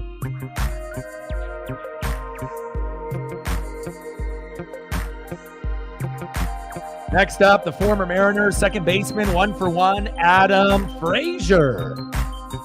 Well, at least the game is a little bit more like watchable now. Because I know some people on the outside, if you're a Mariner fan, we're watching it to the end. Or if you got shit to do, you're up 8-0, maybe you're running errands, and you're like, oh, we won, right? But for the diehards, we're watching it all the way through. But if you're a Royal fan, right, and you're down 8-0, it's not fun, you know? But then you just have to hope and pray with the players that you have, which are studs, that they can, you know, grind it in a little bit, you know, against the pitching on the Mariners and find a way. And, you know, best case scenario for you guys is 4 runs, you know, by the 4th inning, and you got it. So bringing in one off, you know, a little fumbled the bag by Demo at 3rd, and then a 3-run homer. MJ Melendez, I see you. 0-2 pitch to Frazier. Pitches outside. 1-2 count. And it shows you, like, as good as the name recognition of Luis Castillo, Bryce Miller, Logan Gilbert, and George Kirby, you know, a lot of these guys are pitching like 500 ball. You know, they're like 5-5, 4-4, 4-5. Like, you know, they're not like 8-1, you know, 7-3. Until we get to a point where all our pitchers are a few games above 500, then we can start talking about being like the best, you know, overall staff. We do have a top 5 staff, but it is impressive to see Brian Wu, you know, with his record. You know, we've won all 6 starts. He's 3-0. His ERA is like 1. Pretty amazing shit. Oh, sliding attempt by Victor Robles. Wow. Shit, if he would have caught that, that would have been on SportsCenter top 10 like his jersey. My goodness. He almost got that too.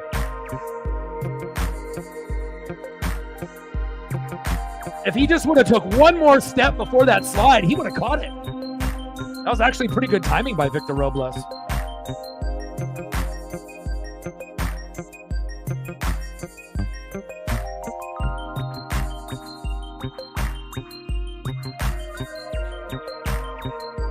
Two pitch to Frazier.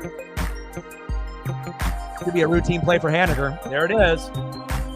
End of the 4th inning, and some damage was done. Bryce Miller getting roughed up. And now we have a game, 8-4 Mariners.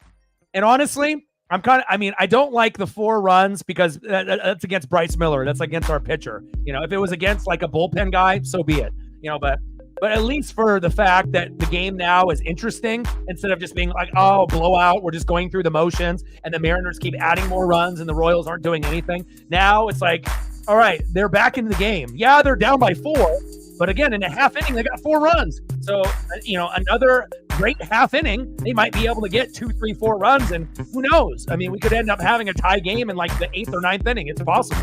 So who knows? But at least now, Royals fans, you know, obviously are paying attention. And for Mariner fans now, we have to like, okay, you know, we understand that we're thankful we got the 8. You know, thank God we had 8 instead of like 1 or 2 at this point. But again, it's not over until we get to the end. Let's go. Let's see who's up here for the Seattle Mariners.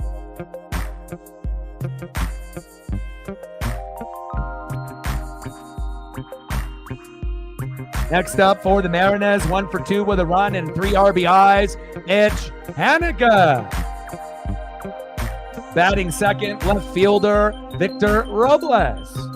And batting third, second baseman Ryan Bliss. Congratulations on your first home run in your major league career. Squeaking in a couple Woo photos for DXPO. This might be my new favorite one right there.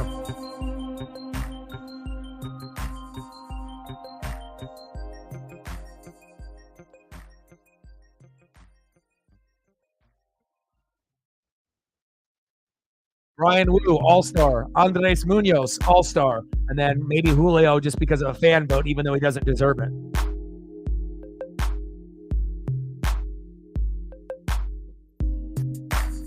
But for Mariner fans, you know, we've had a lot of years of just terrible baseball. So this is nice to be like relevant. And not only relevant, we broke the curse, right? We broke the playoff curse in 2022. And then now, not only are we relevant, we actually are one of the best teams in baseball, not just in the American League, but overall, we're a top 10 team. And it looks like we should be in the mix of being a top 10 team moving forward. I mean, every once in a while, we might have like an off year, And I'm not saying we're going to go to the playoffs, 10 years in a row. It would be amazing if we could do something like that. But I feel like moving forward in the next 15 to 20 years, you're going to see more Mariner wins and more records broken and more accomplishments for Seattle than in their team history. We're in a very, very good era right now moving forward, even with the 54% and the Mariner organization typically not spending a lot of money and being a little cheap. Top of the fifth, 8-4, Seattle. Mitch Haniger in the box, takes a ball, 3-1 count. And Army, thank you for sending me that link on the below the post that I had in the live stream. I appreciate that.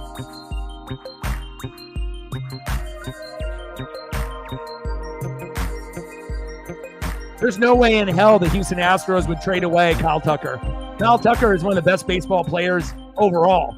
Underrated in the outfield and as a hitter. He can hit for power, single, doubles, and triples. Him and Jeremy Pena, there's no way.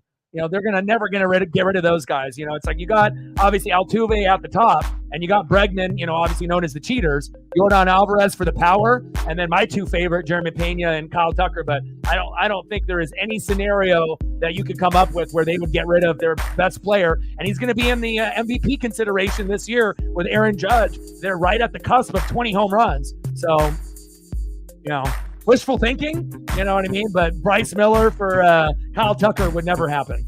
But wishful thinking, though. And I don't know if I would want to give up Bryce Miller, to be honest. I mean, I would love to have the Kyle Tucker bat in the lineup, but I just don't see any scenario where Houston gets rid of arguably their best player, other than Yordan Alvarez, or if you think it's Altuve.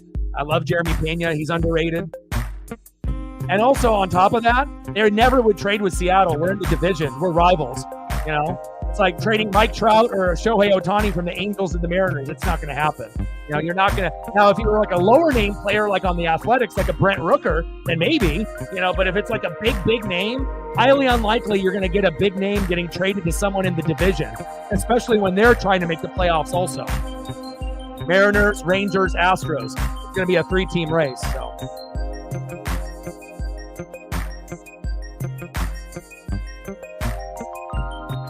But if the Astros were stupid and would be willing to do that trade, I would be on board. I love Bryce Miller, but Kyle Tucker would help us win more games, and we already have a great starting five. So we could find another pitcher, in the minors to fill the Bryce Miller void. It wouldn't be as good. Obviously, Emerson Hancock isn't ready, but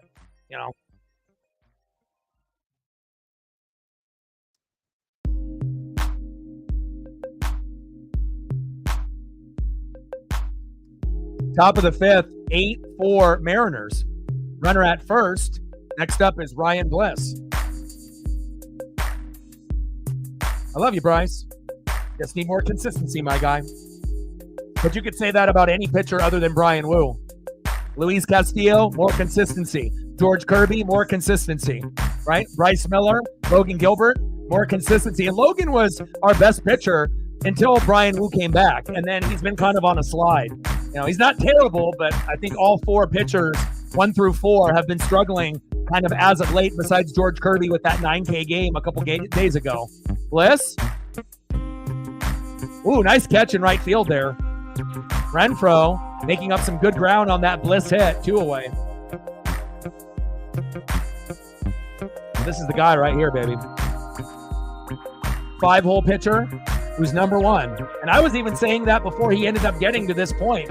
Even in that early stage, like if you just look at his delivery, his confidence, his vibe, his aura, even in his first couple starts, I have more confidence and belief in him than Bryce or George or Luis or Logan. I like those guys. I mean, we have an insane starting five. Like, there's not really that many teams in Major League Baseball that have this kind of talent. But I just want those other 4 to have a little bit more consistency to, be above 500 on the win column. I don't need to have all the guys be 8-1, or anything like that. That would be fantastic. But, instead of being like 5-5, how about, 7-3 or 6-4 at least, or, these guys that are like, 4-5 or, they're too good. But also you have to remember, sometimes it's not their fault. We're not very good at hitting, right? We're not very good power hitting team. We don't score runs. We're the number one strikeout team in the last 100 years. We have a hard time getting to 3 runs most of the time. We can't fucking hit. So if we were able to get hits and runs early in the season, then I would probably say 2 out of the starting 4 pitchers would have a winning record right now. With Bryce Miller, Luis Castillo, George Kirby, and Logan Gilbert. 2 out of the 4 would be, maybe 7-3 or 6-4, instead of everyone kind of floating around 500 or under 500. But again, sometimes they'll have 8 or 9 Ks, but we score 2 runs and we lose 3-2. It's not the pitcher's fault. He did everything that he could. He's going to give up 1, 2, or 3. It's like you have to assume that's what most pitchers are going to give up. 1, 2, or 3 runs. Every once in a while, maybe get a 0, a donut. So that means that we have to score 4, 5, 6 runs to compensate, and a lot of times we don't. Little dribbler towards first base. Got him. We'll leave one stranded. Let's go to the bottom of the 5th inning. 8-4 Mariners.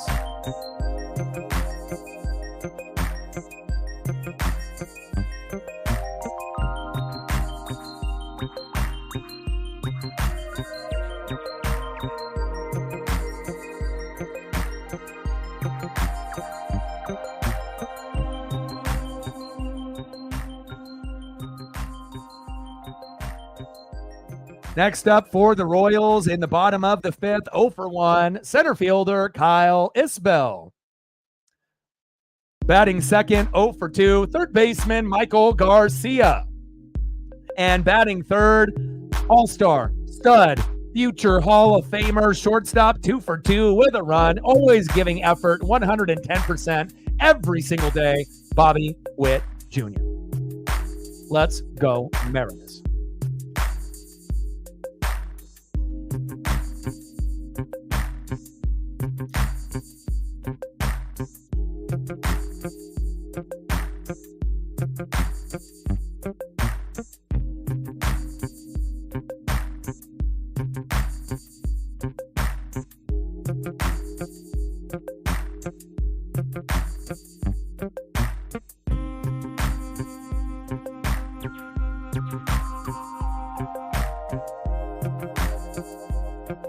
I got you.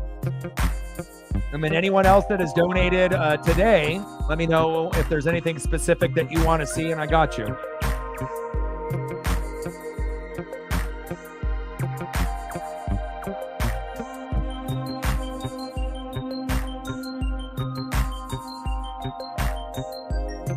We can double this one up for Megan and Matt, as well as myself and many others in Reflect. We're all big Ichiro guys and girls. We're big fans. Never going to see another player like him ever again. And we talk about guys that have the utmost discipline, and that's really what made Ichiro Ichiro. You don't really see a lot of guys that had that kind of discipline and work ethic. Michael Jordan, Kobe Bryant, Larry Bird. Ichiro was one of those guys. Throw to first. Got him.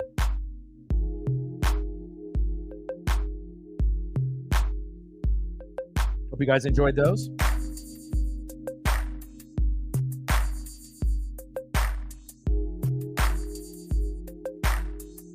Kyle Isbell, one away. Next up for the Royals, back at the top of the order, third baseman Michael Garcia. Like, sub, donate, comment, share, help your boy out. I don't even know what the hell we're at right now, but let me take a quick peek. But hopefully we're at 25 to 30 likes by now. And we'll be shooting for 30 to 40, I'm hoping. Let's see where we're at. We got 50 people watching. We're at 23, so we haven't had any in a few minutes. So if you haven't smashed the like button just yet, please do. And if you're on the Twitter/X side, hop on over to the YouTube side, smash the like button, and then go back if you need to. We're at 24. We need 6 more people to hit the goal, to hit 30. And when we do that, it really does help our algorithm. It helps the analytics, and it also gives us a better chance to share it with strangers on YouTube that are browsing as a recommendation.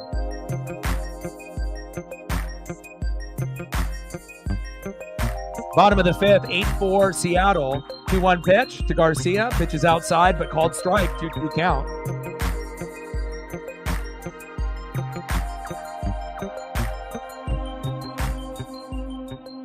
Michael Garcia 0 for 2.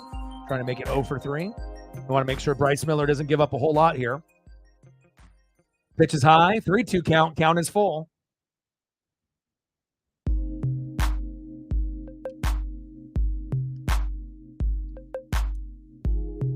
Nice. That's a great person to learn from. I don't think there's ever been a more disciplined player than Ichiro. Maybe Tony Gwynn. You know, if you're looking at Pete Rose, Tony Gwynn, Ichiro. Off balance. Did Ryan Bliss just do that? That was Derek Jeter-like. That was insane. Jason's in the building. What's good? Look at this play. Off the 2-hop, off 1 foot, barely even looks at first. Unbelievable. Oh, my God. Wow. Wow. This guy right here hits his first major league home run and then starting to make Derek Jeter plays on defense? Are you fucking kidding me? Unbelievable. Haniger falling down and making a catch.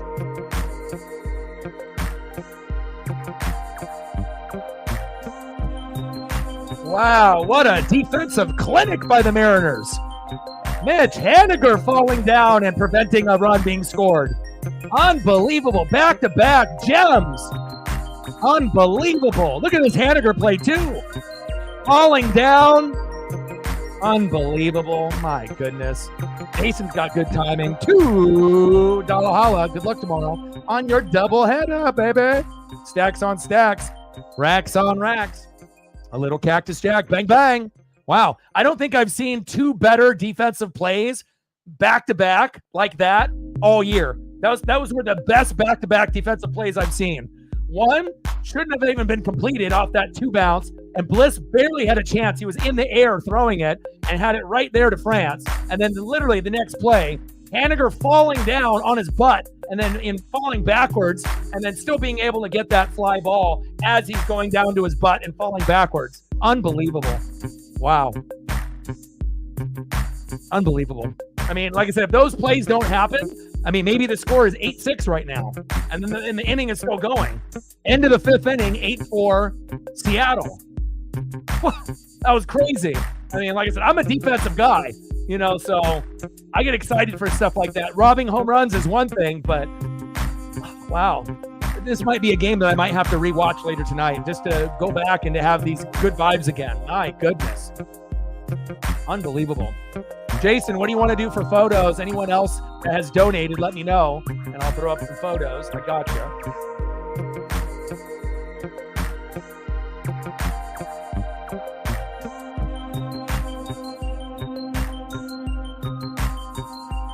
See if I can go back and find maybe some old school like Harold Reynolds or something. Or some of the OGs, but he's not going to have a whole lot. Or the Alvin Davis.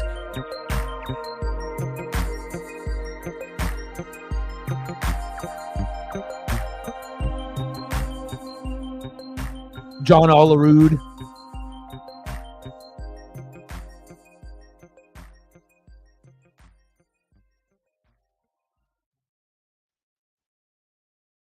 Next up for the Mariners, it's Demo Dylan Moore. Big swing and a miss, 1-1 count, 0 for 2, hit by a pitch in the first and a run. Demo's average is plummeting. He's at 213 now, 6 home runs and 21 ribbies. He was closer to 300 about a month ago, and definitely on a downward spiral, and that's how baseball is. It's very hard to be able to get to 300 and let alone stay at 300. And if you are, you're probably a Hall of Fame player or a very good player like Bobby Witt Jr. or like a Salvador Perez. Those guys can keep their averages above 300. For the Mariners, we have 0 players above 300. So 2-1 pitch from Stratton to Moore. Demo going deep. Yes, against the wall. MJ Melendez can't do it. Go, go, go. Slide.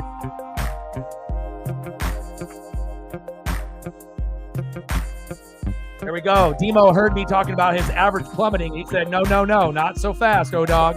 There we go. Nice job. Exit velo, 108.3. Nice job, Dylan. Crushed the shit out of that ball. Next up, center fielder Julio Rodriguez. Bring that electricity in the lineup, baby. Let's go. Try heads up, baby. Let's try to get to at least 10. I want double digits before this game ends. I don't want to have all of the runs happen in just 1 or 2 innings. I want us to get at least to 10.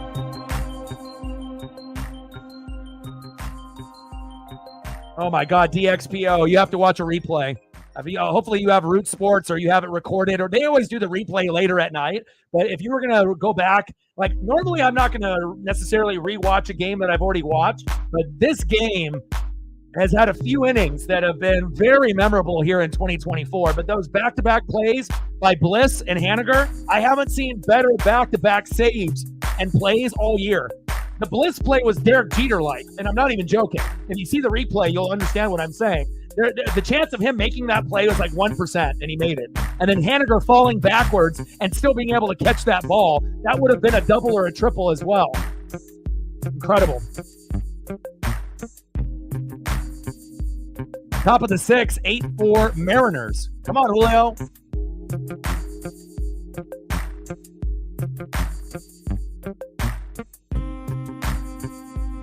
Struck him out. Julio goes down swinging. 1 away. Next up, first baseman, Viva la France, Ty France. Let's go. Like, sub, donate, comment, share. Let's get to 30 likes. We still need 6 or 7 more people to hit that number. Let's do that. It's been really helping. We've been getting 30 to 50 pretty much every stream since Matt has been gone. And I don't think that necessarily that's a coincidence. I think it's still going to continue, but it's just been the effort from the people in the room, going out of their way to making sure that we're going to have a successful stream. So, we hopefully will get Matt back tomorrow.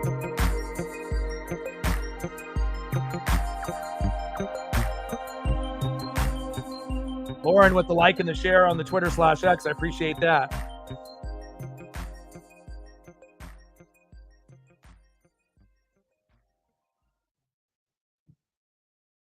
Yeah, highlights. Yeah, if you're not going to go back and watch the whole game. Hopefully they'll end up having all the main highlights in the package. I mean, there's quite a few in this game. 2-0 pitch from Stratton to Ty France. Pitch is inside, 3-0 count.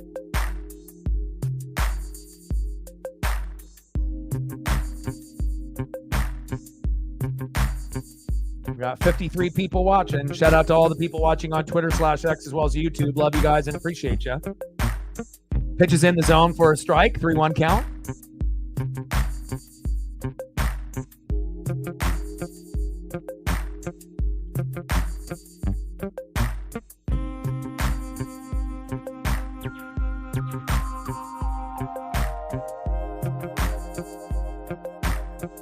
Pitch is inside. Did it hit him? Oh, I think it almost got him. It grazed, it looked like, but very close to the jersey. That's a walk. Here we go. Go to first, baby.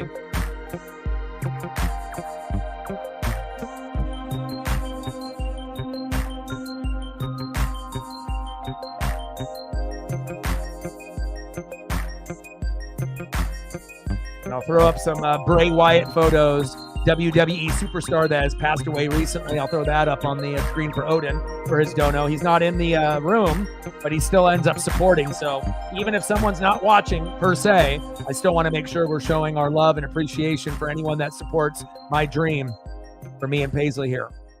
Love you guys. Top of the 6, 8-4 Seattle. Runners at first and second, 1 away. Stratton, 1-0 count to Cal Raleigh. Cal Raleigh finally being able to bat left-handed for the first time in a while. Let's go, Cal. He's due for a homer. 1 ball and 1 strike to Cal Raleigh. 0 for 2. Let's make it 1 for 3.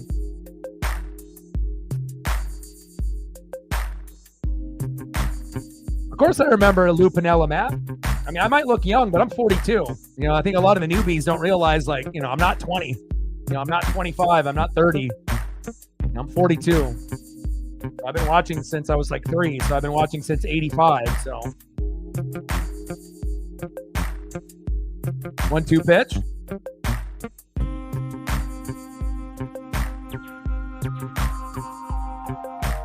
one of the best managers we've ever had. And if he didn't like a call, you would know, because he probably would get ejected. Scream at the ump, kick some dirt on the on the home plate, maybe pick up a base and throw it. You know, good old Sweet Lou. Pitch is low and into the dirt. They say he went around? Bullshit. There goes Cal, 2 away. Fuck. Well, there goes Cal Raleigh. Next up, DHing for Seattle, Mitch Garver. And we're starting to see a little bit of an uptick in Mitch Garver's game, thank God. And he can do damage by not even swinging. Take a walk. Hit by a pit. Today, 0 for 2 with a walk, RBI, and a first and a run.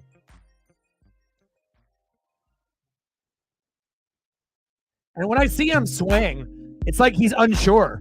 You know, like he's not like sure, and like you see that full power. A lot of the swings are almost like half swings. Like in his brain, he's like, should I swing at this? And then at the last second he swings. It's like, it's not a very fluid swing all the time. Like he's almost overthinking. Like, should I swing at this or should I take the pitch? Like, you know, you got to be a little bit more decisive there in the box. Bryce Miller is still on the mound until they take him out.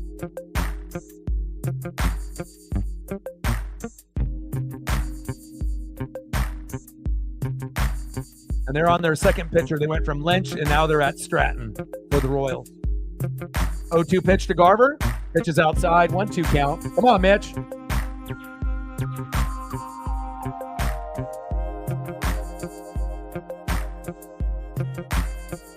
Holly in the building. How are you? Thank you so much. How are you doing? Hope you're doing well.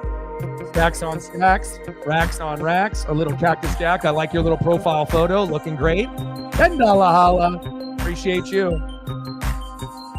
We can throw up some old school Brett Saberhagen for you. Some old school players. You let me know what you want and I got you. Or some Kansas City Chiefs. Go, go, go. There we go, Garv. 9-4 Mariners. Let's go. Mitch Garver. Nice job. Exit velo 107.2. 9-4 Mariners. He crushes that slider from Stratton. Next up, right fielder Mitch Haniga. Hope everything is going well in your life, Holly. Great to see you again. You know what's funny too, Holly? I had a feeling that I was going to see you today, tomorrow, or Sunday. You know, I was like, well, you know, we haven't seen her in a little bit. We are playing the Royals again. So, you know, if you weren't busy, I figured that we might end up, getting an appearance from you. And here you are. I hope that you're doing well. I love you. I appreciate you. And thank you for the support.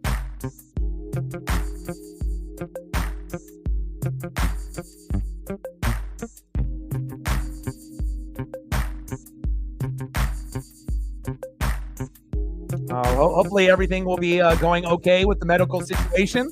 And we always love you. Everyone is always happy to see you. Haniger popped up. Back to center field. Routine play. But the damage is done. Leave 2 stranded. 9-4 Seattle. All right, let's see what we can get here for Holly and some of the others. I was going to throw up a couple Bray Wyatts for Odin. Odin's not in the stream, but he still ended up supporting and sending a $10 dono. So let me get a couple Bray Wyatt wrestling photos in here, and then we'll get some old school photos for Holly. And then any of the other individuals that have donated earlier in the stream, if there's anything specific that you guys want, I gotcha. We got 56 people watching, which is great. Nice little uptick in the viewership.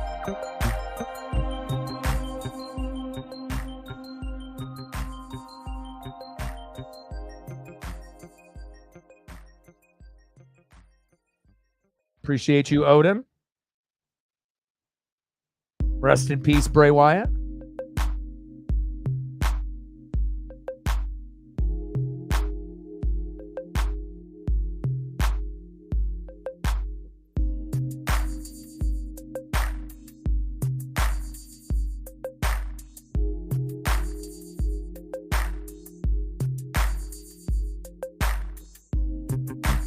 We got a WWE NXT pay-per-view on Sunday, And then I think next Saturday we have the actual WWE pay-per-view overseas.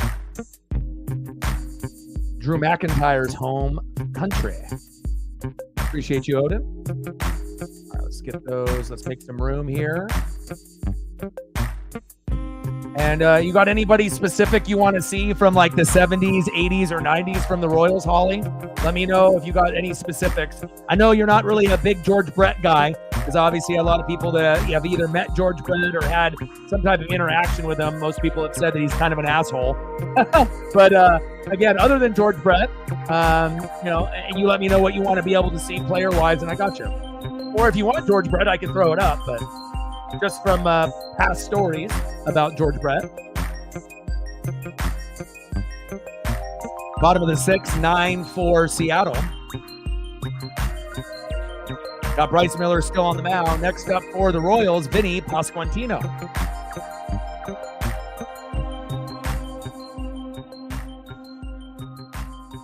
And the Royals are actually worth watching now, Holly. You know, I know a few years back after they had their back-to-back World Series run, there was a little bit of a drought for the Royals where they weren't very good. But I think now moving forward, with Bobby Witt Jr. and Salvador Perez and this team, I mean, they're second place. They're right on the fringe of being in first place in the Central. And the Royals should make the playoffs this year.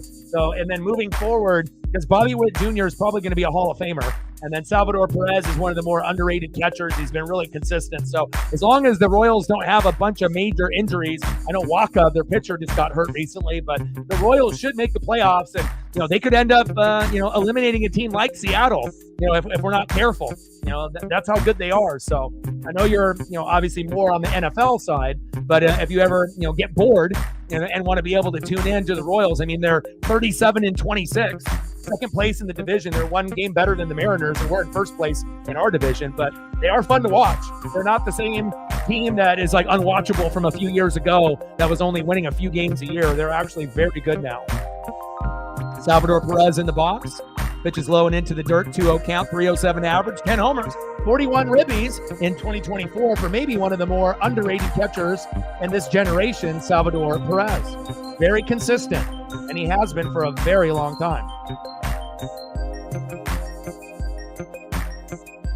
All right, we'll get that. Saberhagen.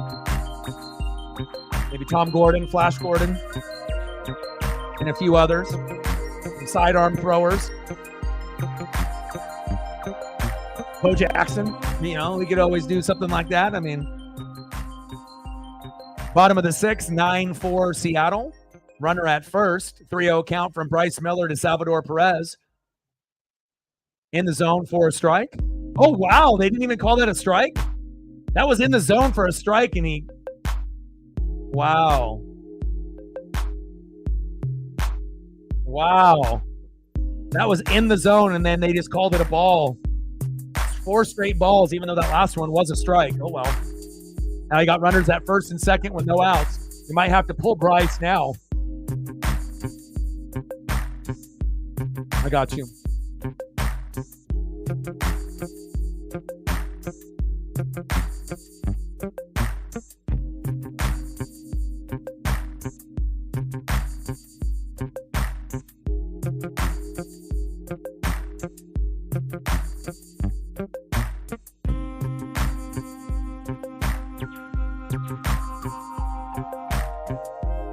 Next up, DHing for the Royals, Nelson Velasquez, that has the Ultimate Warrior theme music as his coming to the plate music. Interesting. Giving you that energy. 218 average, 8 homers, and 24 ribbies. Pops it up foul. Bottom of the 6th, 9-4 Seattle with runners at first and second with no outs. This is a very crucial part of the game here where if we're not careful, the Royals might end up getting 2 or 3 runs in this inning.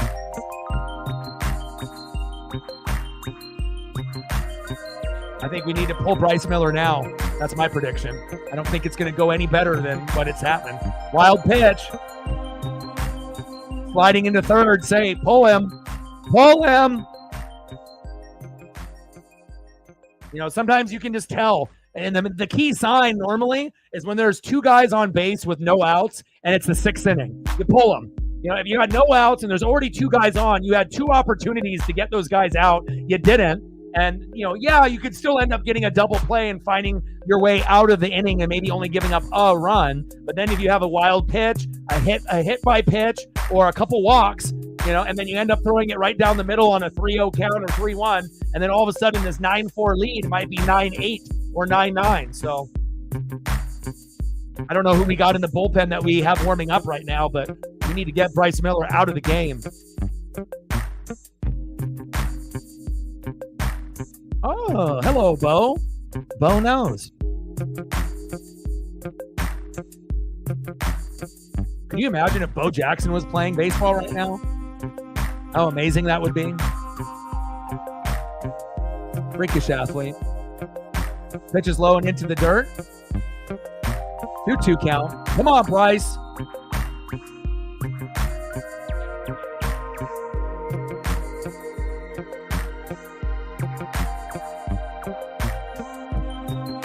Two pitch. Chopper foul.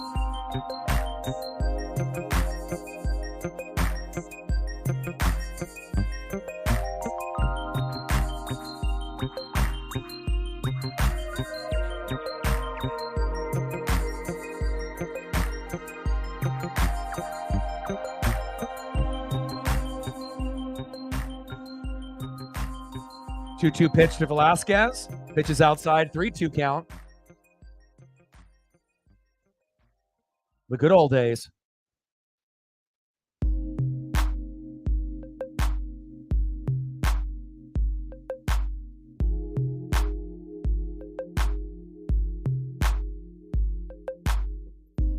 Three-two pitch is outside, base is loaded. I mean, I don't need to have straight ESP to know when shit is hitting the fan. Like I said, you should have already pulled them, Scott Service. It's like now you got bases loaded and you already should have pulled them like 2 batters ago.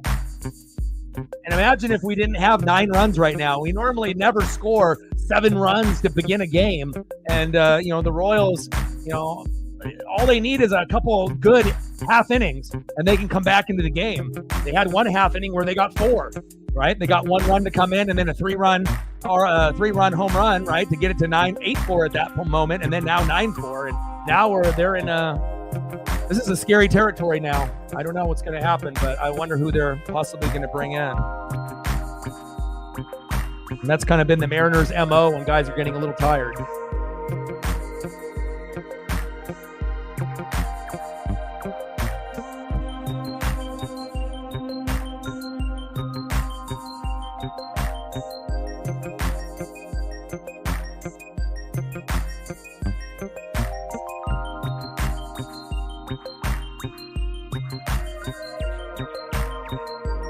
Come on, Mariners.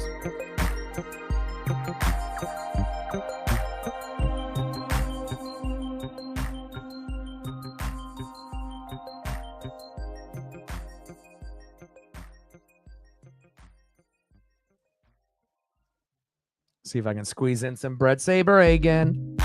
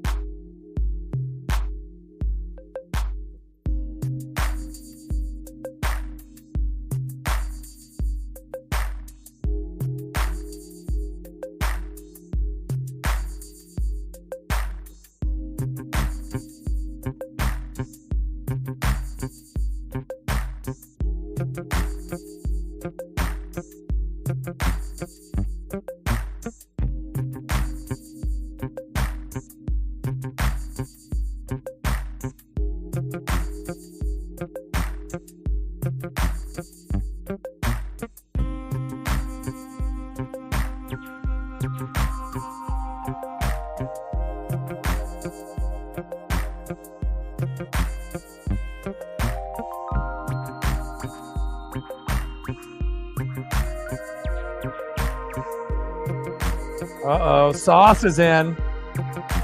Uh-oh. Come on, Sauce.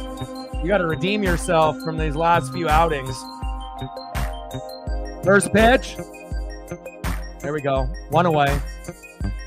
A run comes in. Now it's 9-5. Melendez grounded out to first. Pasquantino scored. Velasquez to second. 9-5 Mariners. All right, MJ. You did your job. Next up, right fielder, Hunter Renfroe. So good job, Sauce. I mean, we gave up a run right there, but I mean, it wasn't a grand slam like last time. Next up for the Royals, Hunter Renfroe.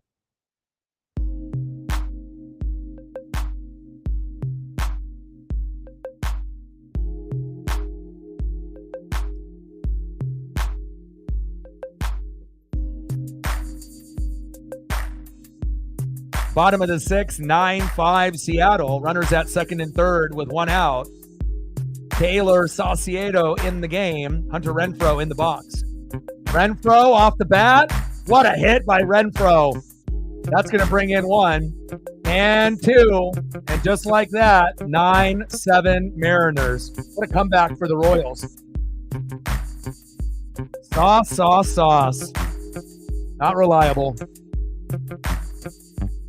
Next up for the Royals, second baseman, Adam Frazier.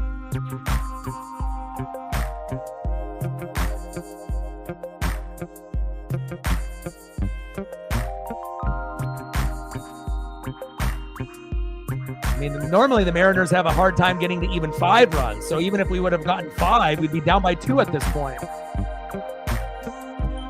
I'm not sure if anyone anticipated 16 combined runs in this game, but if you are tuning in, this is probably the most runs that we've had for both teams in a game in 2024. It's up there.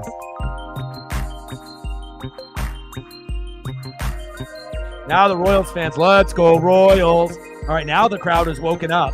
But when they were down 7-0, a lot of quiet fans out there, and I don't blame them, but now everyone is up and running and talking. Sauce is terrible. I know you like him, Reflect, but he's fucking terrible. You know what I mean? He's like the least likely guy to be able to get a fucking out for the Mariners. You know, last time up, gave up a grand salami, and I know he might be a local guy, but he might need to, you know, focus on his Twitch channel because he might have more success there than he does on the mound. Golly.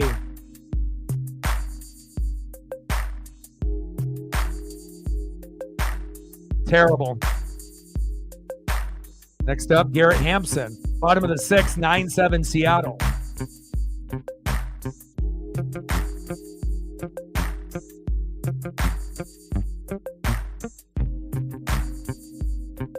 I mean, shit, at this point, you might have just kept in Bryce Miller if this was already going to happen anyways. Next up, center fielder, Garrett Hampson filling in for Kyle Isbell.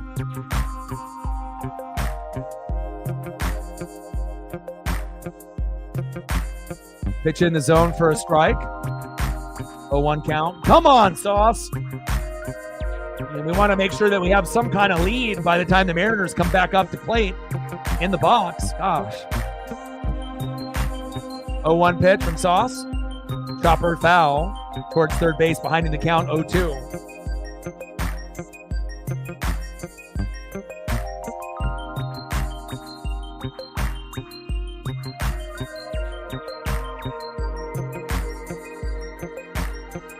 Yeah, there's been a few times where they've done that to us a couple years ago.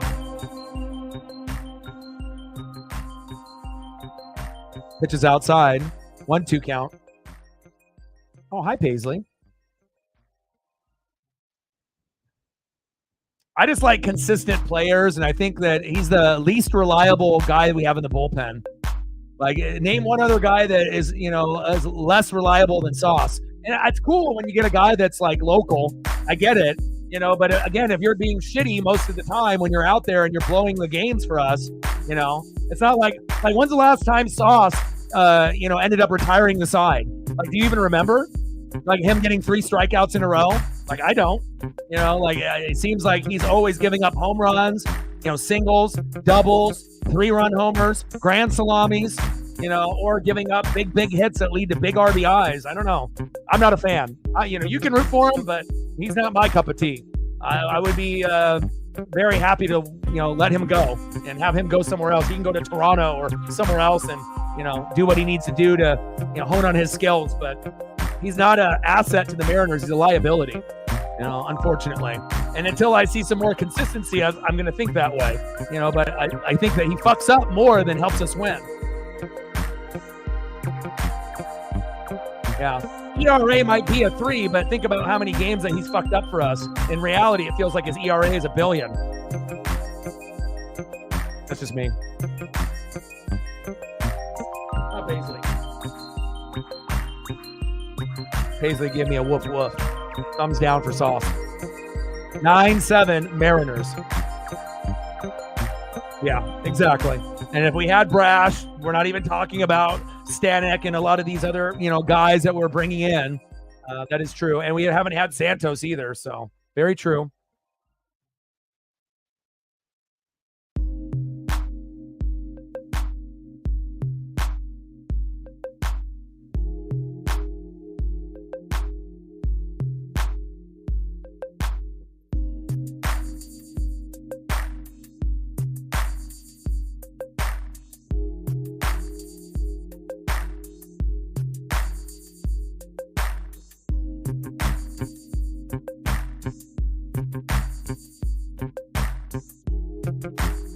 A little Saberhagen auto.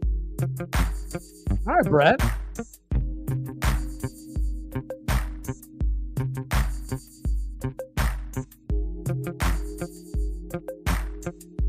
All right, Trent Thornton coming in.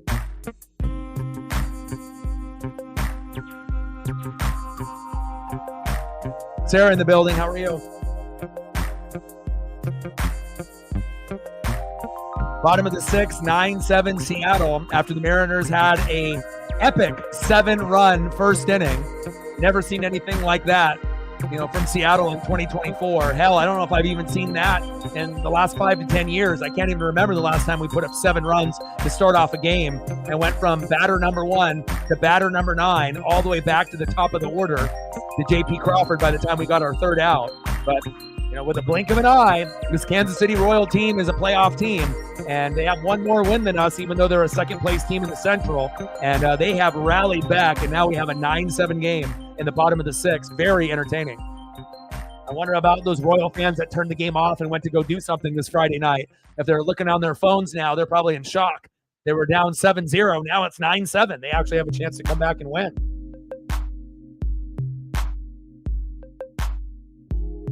Big swing and a miss by Michael Garcia, 2-2 count.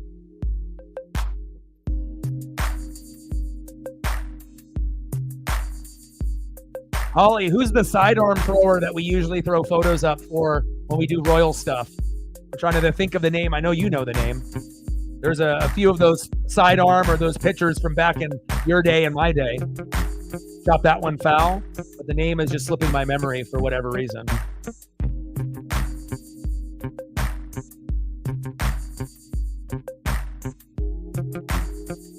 Isn't Soto injured, though? I think Soto is injured, and that's why he hasn't come off the bench. 2-2 pitch. Garcia. Julio's there. No fly zone. There we go. There it is. The quiz. It's the Barry. You got it. You got it. End of the 6th inning, 9-7 Mariners.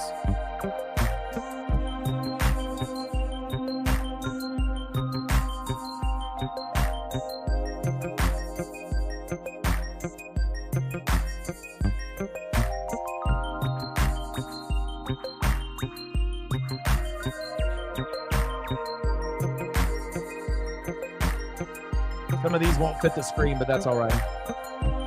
It's the Barry. Sidearm extraordinaire.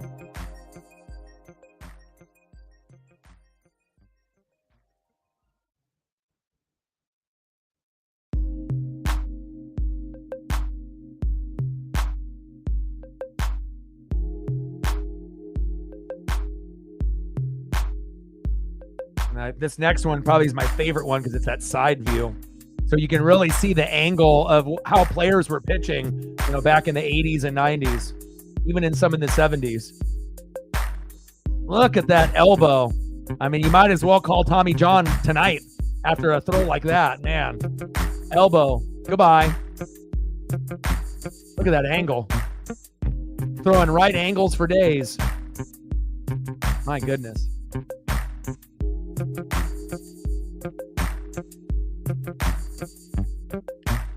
Go to the top of the 7th inning. See who's due up for the Mariners.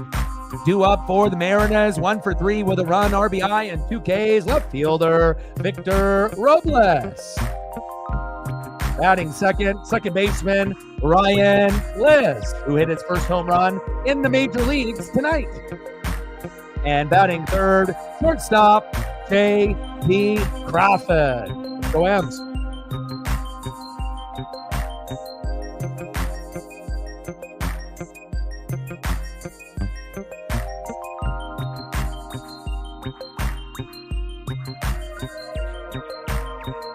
We got Klein on the mound now. Will Klein for the Royals.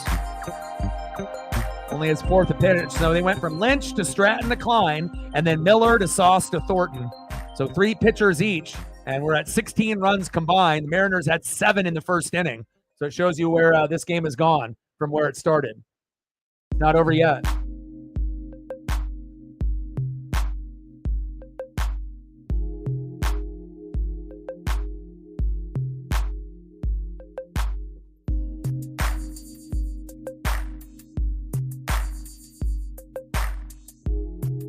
Pitches in the zone for a strike.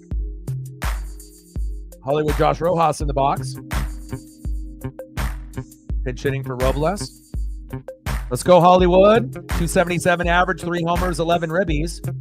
Was one of the only players that was above 300 for the Mariners for quite some time. Just barely below. But again, we don't have any hitters batting 300. I think Hollywood Josh Rojas, him and Julio are the closest. Julio's at 268. Rojas 277. Rojas. Wow. MJ Melendez making play on play on play, robbing home runs, diving catches, and hitting a 3-run blast. MJ Melendez is the MVP so far for KC. Wow. 1 away. That could have been really bad with those 2 Royals players colliding into each other. But he said, get out of that way. Get out of my way. Bobby Witt. Nice catch. Nice job there, MJ Melendez. A very complete game by MJ today. MJ playing like MJ. All right.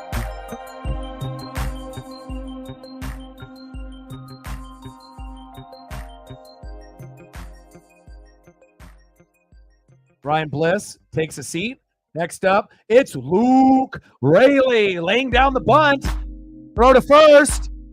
Wide. Go, go, go.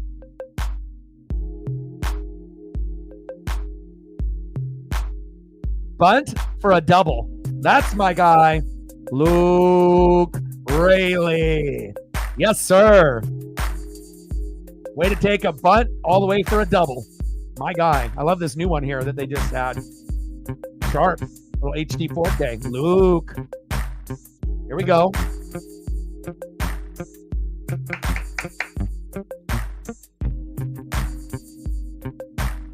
Oh, Paisley's just laying right next to me here in the room. Top of the 7th, 9-7 Seattle. Runner at second with 1 away. Next up, J.P. Crawford. Let's go, J.P. Bring that electricity to the lineup, baby. Pitch is high. 1-0 count. Now 2-0.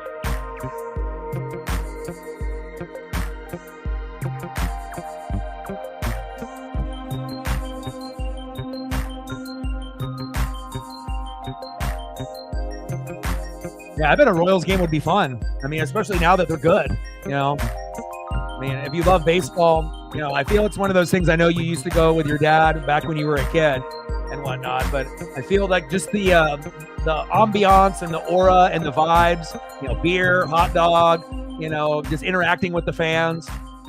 Going to a baseball game is special. It's definitely a different type of crowd than going to a college football game or an NFL game, you know.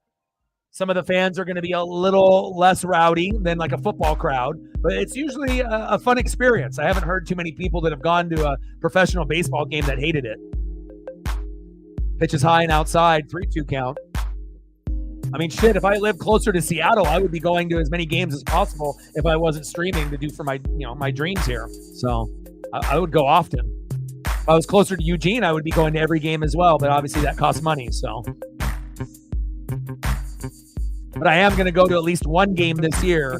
I got tickets for the 4th of July for the Orioles and the Mariners, and I'm super excited. And I'll get back right before the fireworks hit here back home. The game is at 1. It'll be over at 4. We'll get back around 7:30, so it works out perfect.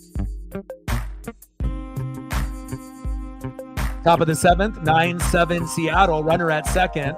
3-2 pitch with one away to J.P. Crawford, who's 1 for 4. Flying to Crawford, and he walked him. There we go. You should.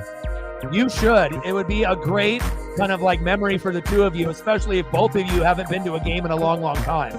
You definitely should. That would be a great like Father's Day present, whether it's on around Father's Day or a little bit after Father's Day, whenever you can pull the money for the ticket. But I think that would be an amazing present.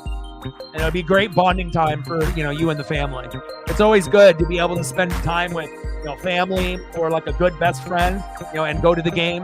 If you have like a road trip buddy, just like when you end up going to the Chiefs games, you usually have your amigas, your compadres, with you that you go, whether it's family or another hardcore diehard fan. Making memories together. That's what it's about. Life is short. You want to make sure you spend it, with people that you, love and, want to be around. No time for all the drama and the craziness, right? 1-1 pitch. Demo, throw to second, double play, got him. And we leave 2 stranded. Nice opportunity for Klein coming into the game. Nice beard, red beard. We still got a 2-run lead, but it doesn't really feel like it's enough for us to win. We might need to get at least one more to feel a little bit more comfortable. Let's go to the bottom of the 7th inning, 9-7 Seattle.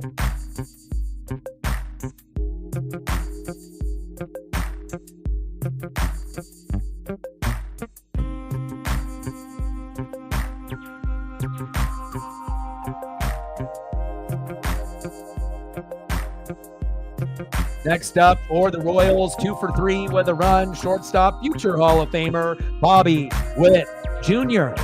And when he first came in with Julio in 2022 and played third base, he was great. But again, shortstop is more of a natural position for him. And you've definitely seen the Royals take advantage of that. And they've been going up since then. Batting second, first baseman, 1 for 2 with 2 runs and a base on ball, Vinny Pasquantino. And batting third, 0 for 2 with a base on ball and a K. Maybe the most underrated catcher in baseball. Very consistent, the OG, Salvador Perez. I think he's the only original member left on the team from the World Series roster from many, many years ago. Salvador Perez. Still on the team for a reason, because A, he's good. Let's go.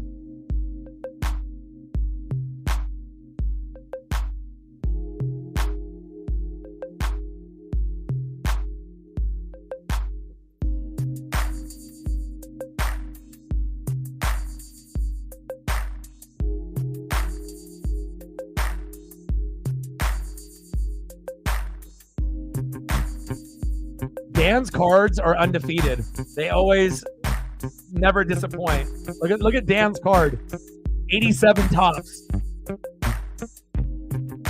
Let's go. That's great. Man, that old school era of the sidearm, knuckleball throwers, beautiful. He's got some really cool looking baseball cards. Bottom of the 7th, 9-7 Seattle. Trent Thornton on the mound, Bobby Witt Jr. in the box.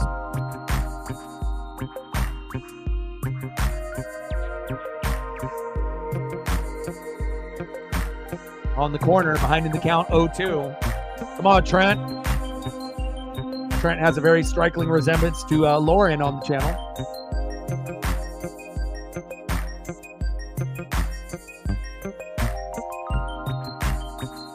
Big swing and a miss. A rare strikeout on Bobby Witt Jr. Let's go. Sinking fastball by Trent Thornton. There we go. Mariner Moose likes that. 1 away.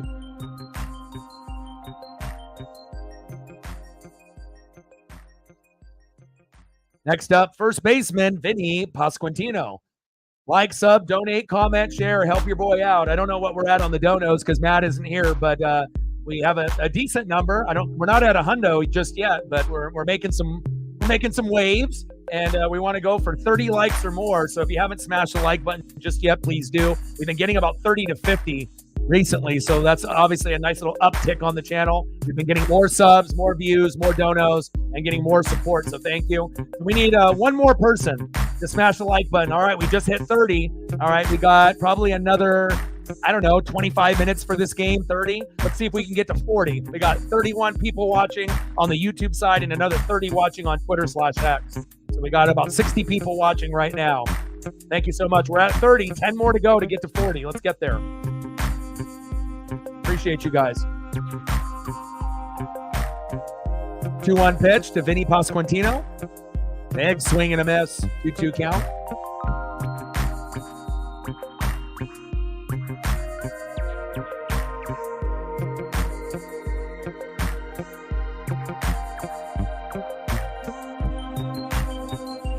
Damn, I missed it too. Shit. I had it like, in the memory bank, like, oh, maybe I should just tune in. I missed it. Shit. You weren't the only one. Yes, they were. They always will be. I mean, there's not very many individuals that can host a show for that long, and neither of them really aged. If you go back and look at the stuff from the 80s, the 90s through the 2000s, and obviously if you're rich, you have access to plastic surgery or, higher end skin techniques, and, there's other things that help you look young, right? But those were two ageless icons, 100%. I still haven't got over the fact that we lost Alec Trebek, to be honest, for Jeopardy. Because watching Jeopardy and Wheel of Fortune was everyone's go-to back in the day. Pasquantino, see you later. 2 away. Nice job by Trent Thornton.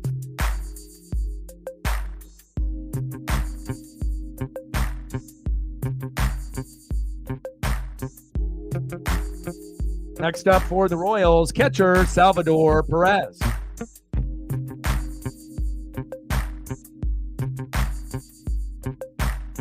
I don't know what we're at, Sarah. Someone would have to scroll through all the comments and go to the very, very beginning to see. But if I had to take a guess, somewhere between 30 and 50. But I don't know what we're at.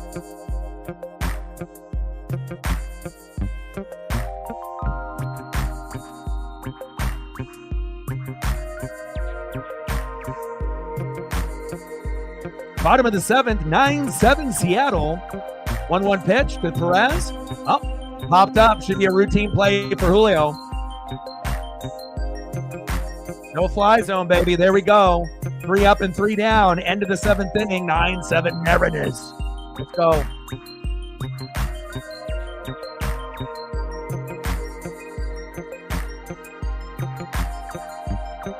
Let's see who's due up for Seattle. And if there's any individuals that have donated that want anything specific, photo-wise, just holler, and I got you. And then once we get all of those out of the way, if anyone else wants anything, I can periodically throw some things up photo-wise in between innings. I got you.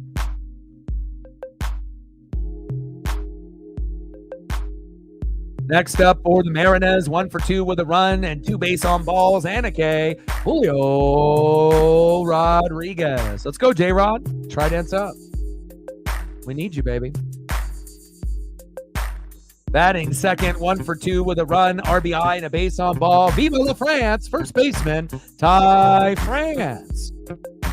And batting third, 0 for 3 with a base on ball and 2 Ks, catcher, big dumper, Cal Raleigh.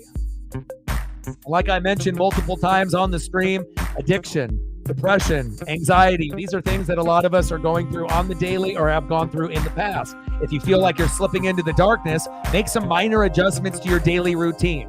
Less partying, less drinking, less booze, less fast food, more exercise, spend time with pets, listen to music, hang out with friends. You'd be really surprised if you make these minor adjustments to your daily routine. It'll help you climb out of the darkness a lot quicker and you can win the day. I'm a great example of that. Let's go.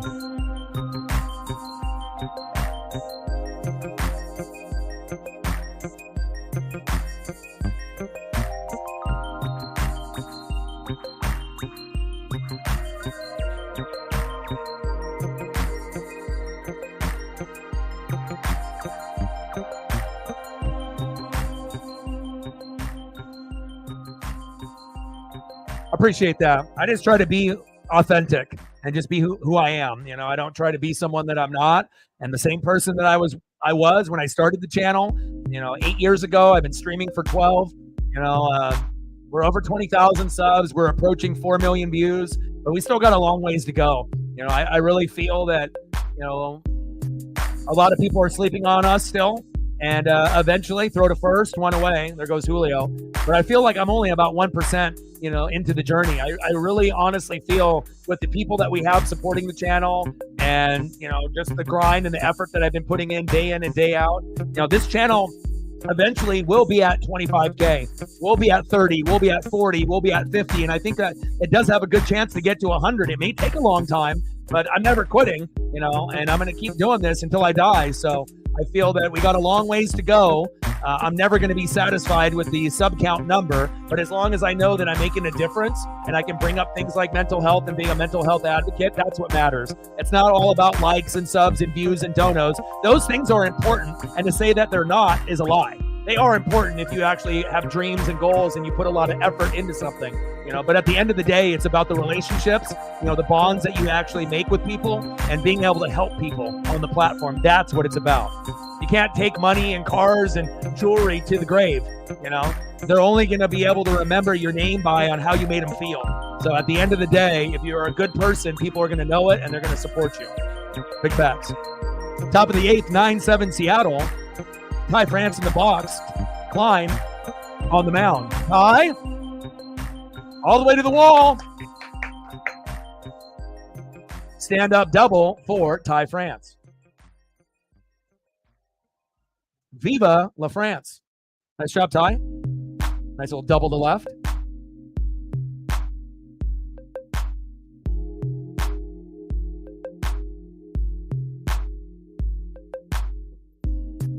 And also considering there's millions of channels, not like there's only a few.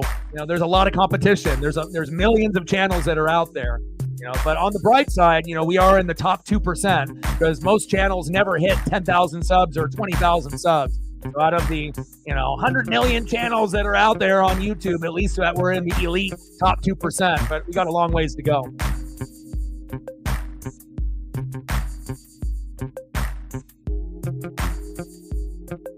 Which movie do I need to watch? Top of the 8th, 9-7 Seattle. Runner at second with one away with a walk in the second. Next up, big dumper, Cal Raleigh. Get that batting average up.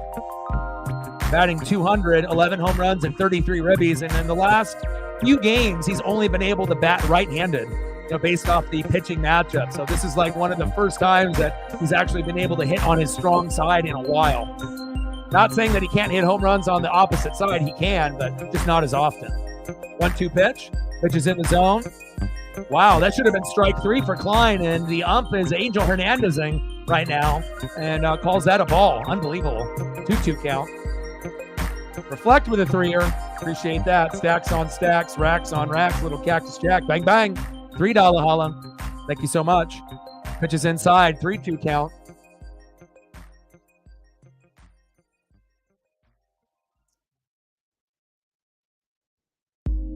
Battered Bastards of Baseball, the Portland Mavericks. I do need to watch that.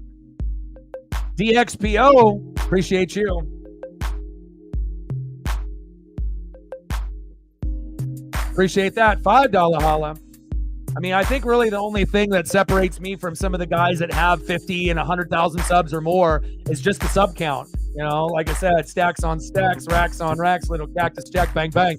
But I think that, with me, I feel I'm the most versatile because there's a lot of people out there that will just do football, or they just do basketball, or just do baseball. There's not a lot of streamers that have the talent and the knowledge to be able to do basketball, baseball, football, hockey, wrestling, AEW, WWE, boxing, UFC. Like, I feel like, I am one of the most versatile, YouTubers that are out there. And also I feel I'm one of the most accessible as well. So, and I can't compare myself to anyone else's journey. Everyone's journey is going to be different. And again, a lot of those people that are at 50,000, 100,000, 200,000, 300,000 subs, they've earned it. Some people are popular, but sometimes it's more than just popularity. There's a skill there. It's not just, just popularity alone. So, and hopefully one day I'll be able to join the ranks of some of those others that have a higher sub count than me. But I don't let my sub count define who I am. You know, again, I'm already over 20,000, and most people on planet Earth will never touch a number like that. So, but again, I just want to be able to help people grow my platform and help as many people as I can in the process. Pitches outside to Mitch Garver. Appreciate you. DXPL, let me know what you want to do for photos, you and Reflect.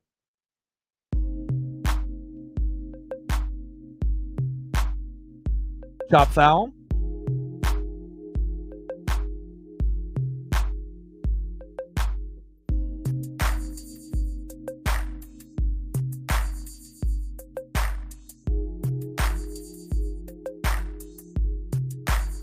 DXPO says, I want some Barry Bonds. All right, do you want Barry Bonds in college? Do you want Barry Bonds on the Pirates? Or do you want Barry Bonds roided out on the Giants? Which one do you want? Let me know. Appreciate that, Sarah. You must have did a lot of scrolling to go all the way to the very, very top to go through and count all that. All right, we're at 58, 42 to go. Garb struck out looking. He's upset. He said, roided out on the Giants. Let's go. Top of the 8th, 2 outs. Next up, everyone's favorite Mitch Haniga.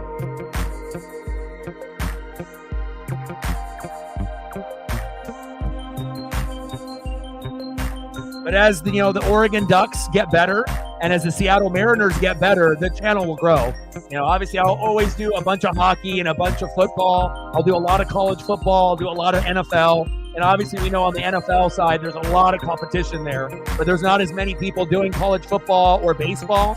And if I can get more Oregon Duck fans and college football fans, as well as Mariner fans and baseball fans, that'll help kind of counteract all the competitiveness that's on the NFL side. Because as we know, there's a lot of people that do NFL. There's more streamers that attempt to do NFL than any other sport. So it's definitely backloaded with a shitload of people, but less that do basketball, baseball, hockey, wrestling, as well as college football and a few others. So I just got to be able to wait my turn. Everyone, as long as you're positive and you have talent and a good work ethic, eventually you're going to have your day. The only way that you're not going to have your dreams come true is if you quit.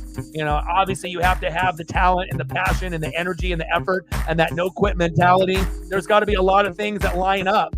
Ultimately you have to be talented. If you're not going to grow. You're not going to be able to get to a big number. But, at the end of the day, if you don't quit, eventually you're going to be able to have the success that you want. It's just a number of just not quitting.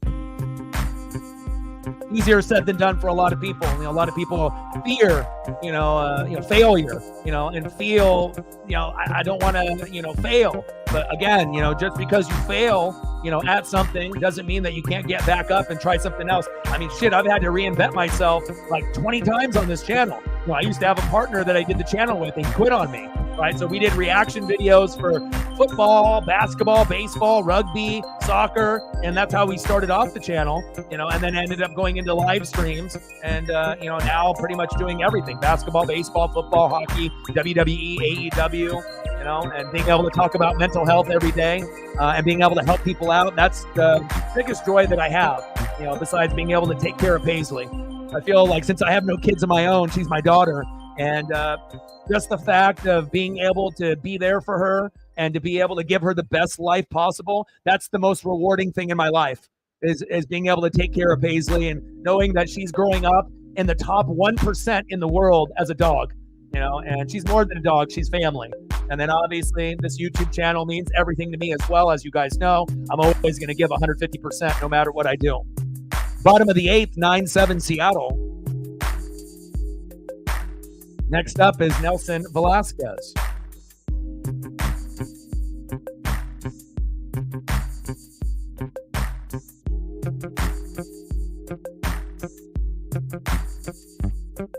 Bottom of the 8th, 9-7 Seattle.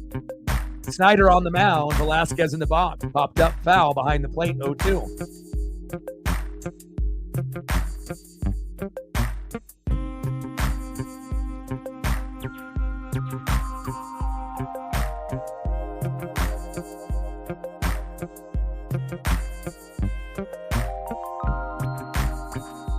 Well, you already know how to reinvent yourself.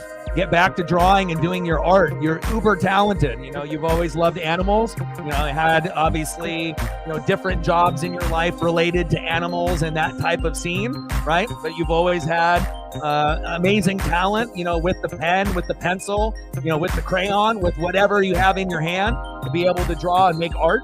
And it's just a matter of if your fingers and with the arthritis and some issues that you were having in the past, if those are gone, jumping back into doing something that that's going to make you happy, even though it is a stressful process to be able to, because you're a perfectionist like me, so going through many rough drafts and getting frustrated and having to start over, it's just a part of who we are, and I try to be somewhat of an artist on the thumbnails and the presentation and giving you guys something that you've never seen before.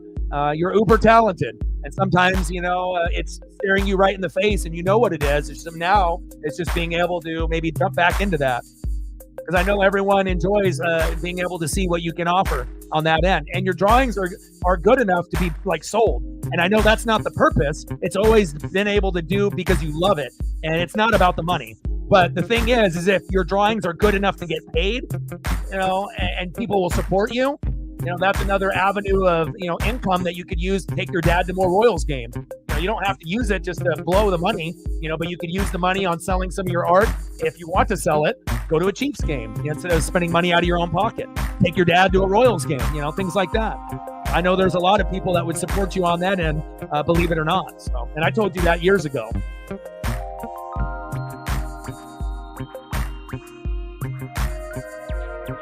There's a lot of people that do Kansas City Chief art, but again, it's all about, you. Anyone can, have a different type of style where you might think, oh, that picture is better than mine. But the thing is it's you. It's not just the art. It's you, It's like, YouTube. It's me. It's you, right? It's not necessarily just the presentation of the channel or the thumbnail. It's actually the host and the people that are a part of the channel in the room that make a channel. Not just me. If I wouldn't be where I'm at if it wasn't for people like you in the channel. Bottom of the 8th, 9-7 Seattle. Runner at first, one away. Snyder on the mound. Next up for the Royals, Hunter Renfroe.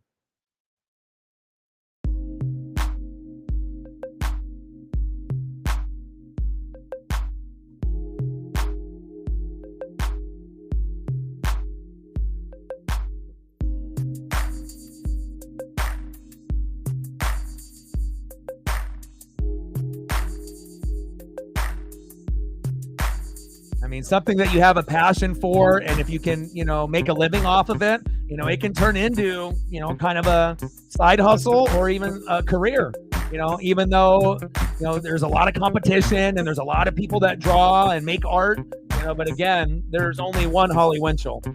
So don't ever forget that. 1-1 pitch. Pitch is outside. 2-1 count.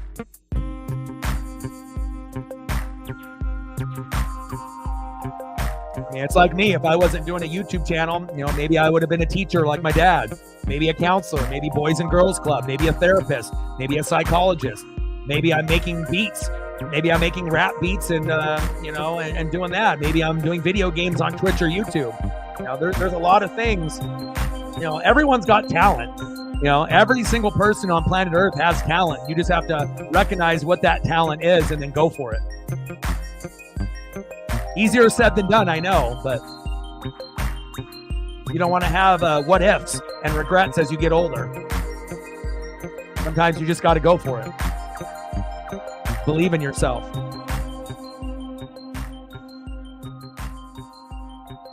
It's like I believe in me, but it's like a lot of the people that here live in Oregon, they don't believe in me. I don't get a whole lot of support on like Facebook and, like the quote unquote people that are supposedly like my friends, and whatnot. Like, I don't really get a whole lot of support. And sometimes you're not going to get support a lot from family or friends, even though it hurts. Like, you want those people to be your biggest supporters, but sometimes they don't recognize the talent or the dreams or goals that you have, or maybe they're haters, hating on the fact that you're doing something that they're not. So end of the 8th inning, 9-7 Seattle.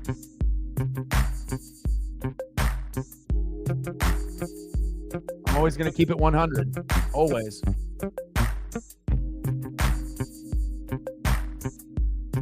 Next up for the Mariners in the top of the ninth, 0 for 1, the baseman, Hollywood Josh Rojas.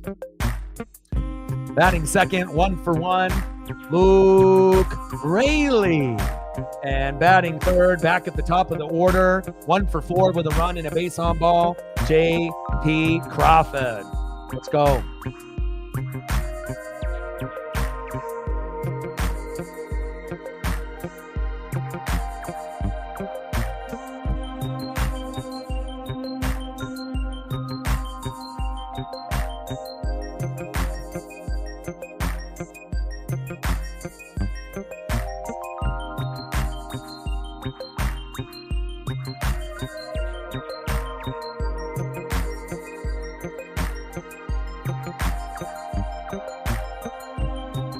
No, that makes sense.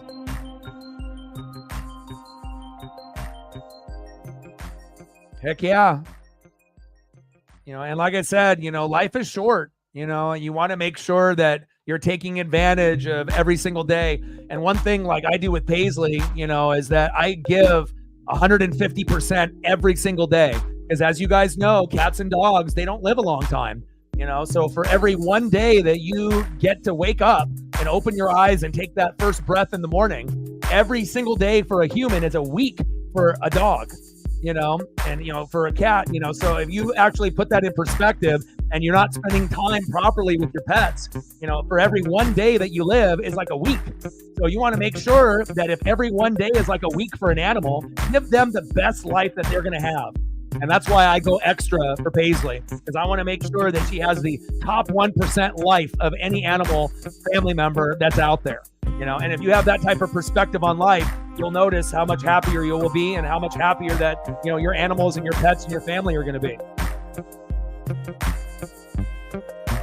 Top of the ninth, 9-7 Seattle. Let's go, baby. Nick Anderson on the mound. Hollywood Josh Rojas in the box. Let's go. Let's get some insurance. Let's get to double digits, baby. Pitch is low, into the dirt, wild, past Salvador Perez, 1-1 count.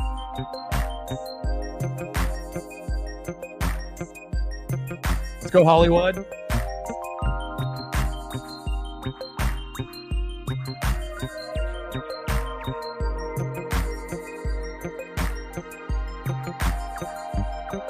One pitch. Big swing and a miss. 1-2 count.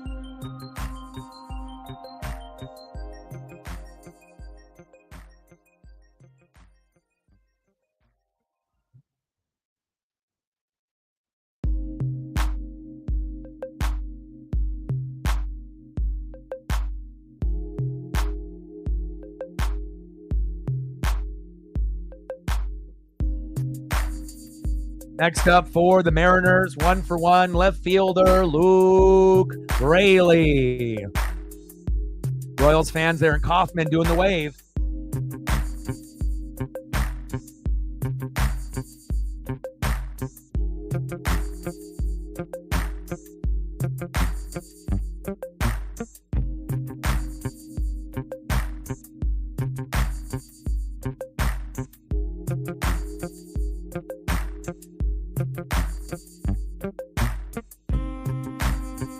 All right, no worries.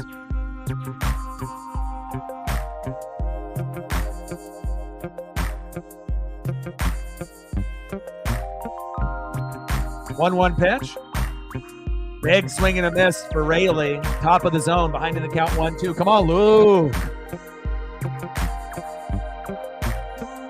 Like, sub, donate, comment, share. If you haven't smashed the like button just yet, please do.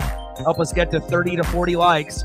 And then if you have a Twitter/X account, do your boy a solid and like and retweet the live stream. That'll help us get more in the room as well. Let's go.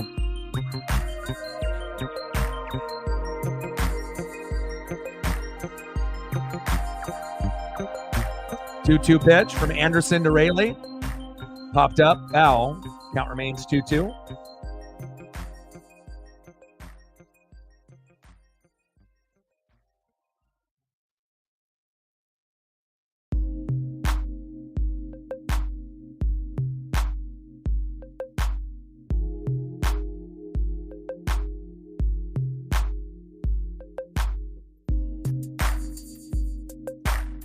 Struck him out, 2 away. It's okay, Luke. I still love you. Next up for the Mariners, 1 for 4 with a run and a base on ball, J.P. Crawford. Let's go, J.P.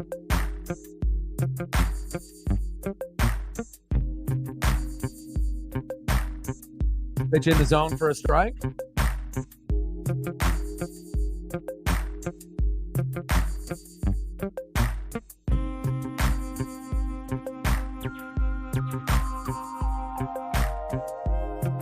Oh, 1 pitch.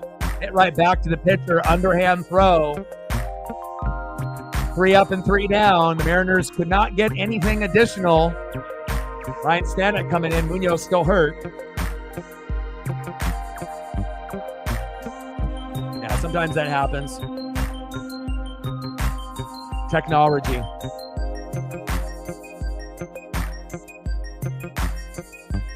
See who's up here for the Royals.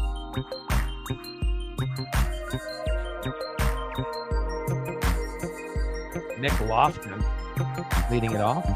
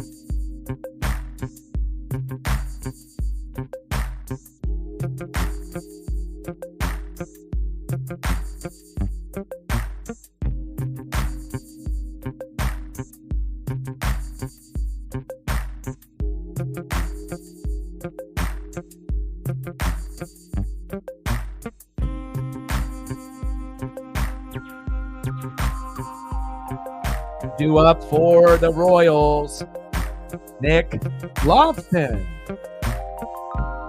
Batting second, center fielder Garrett Hampson. And batting third baseman Michael Garcia. And on the mound, Ryan Stanek. Go Stanek.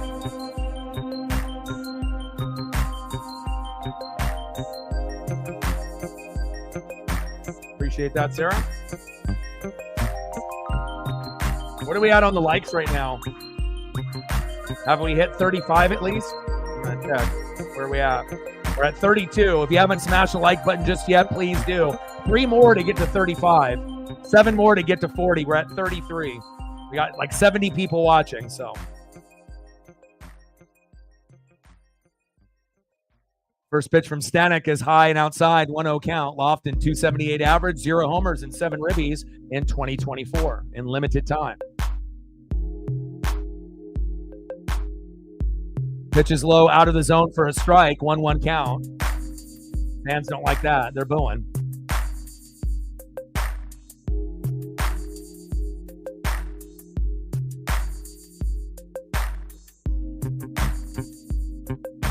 Pop foul behind the plate. 100 miles an hour there by Stanek.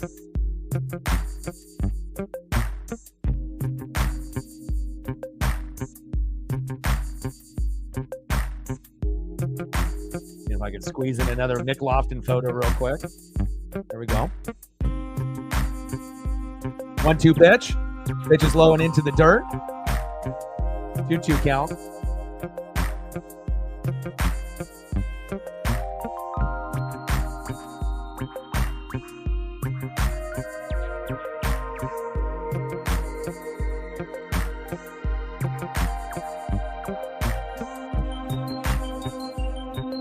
Another pitch into the dirt. 3-2 count. Count is full.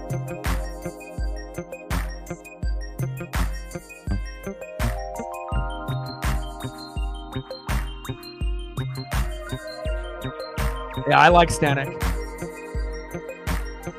And he walked him.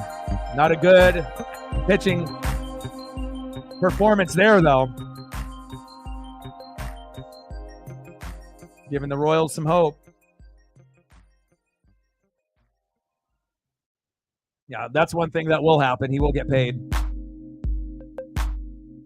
I just want to see a little bit more control. He's got the speed, but sometimes, the location isn't always there. But you could say that for anyone that throws 100. Bottom of the ninth. Runner at first, no outs. Next up is Garrett Hampson. This is a great double play opportunity here. 0 for 1 with a strikeout in the sixth for Garrett.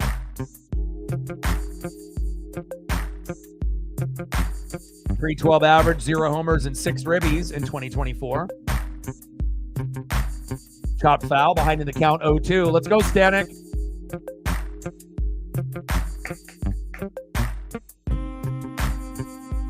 Well, shit, after 7 innings or 7 runs in the first inning, it looked like we were going to get 10 to 15, but we definitely got a little quiet as the game went along, and then the Royals, got hot, and they never gave up. Props to them. Pitch on the corner for a ball, 1-2 count, pitching 100. What's better for Ryan Stanek, his pitching or his hair? He might have the best mullet in Major League Baseball.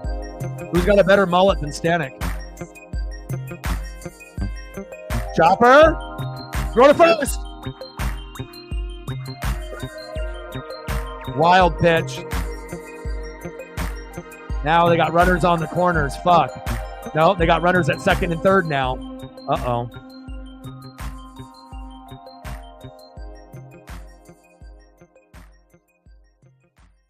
Rojas with an error. Royals are in business now. Come on, Stanek. Not everyone can be Ryan Bliss making, Derek Jeter type of throws. And this is not what we want. Now they're at the top of the order where they can do some damage. Next up, third baseman Michael Garcia. Runners at second and third with no outs. Mariners hanging on to a 2-run lead. And then right after Garcia goes one of the best baseball players in the world, Bobby Witt Jr. Everyone standing up there at Kauffman. 0 for 4 with a flyout in the sixth at his last at-bat, batting .262, 5 homers, and 35 ribbies in 2024. That one chopped foul behind the count 0-1. Come on, Stanek. Like, sub, donate, comment, share, smash that like button. We got 70 people watching. Let's get to at least 40 likes before the stream ends.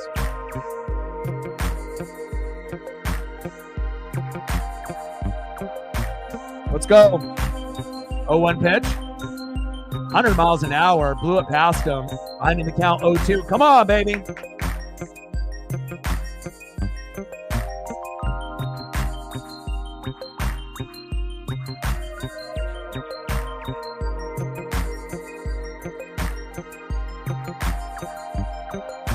Three for 7 with runners in scoring position. Jammed him inside. Count remains 0-2.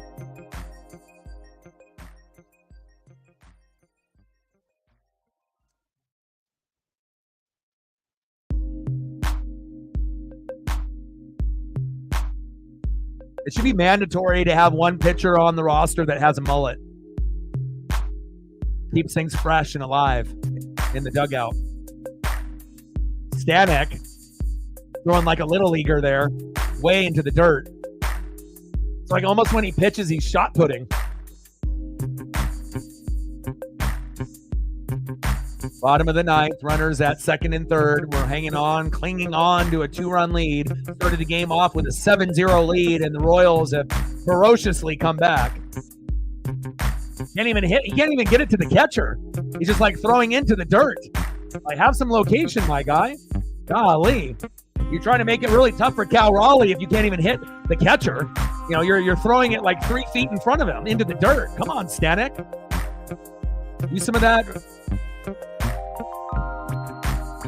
Use some of that location, my guy. 2-2 pitch. Ground ball. Throw to first. RBI ground out. Now the score is 9-8.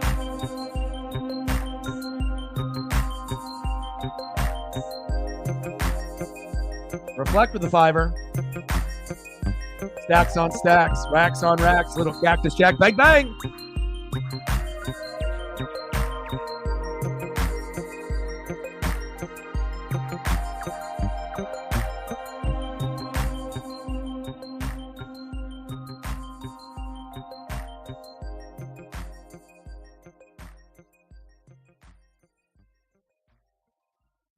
Come on, baby.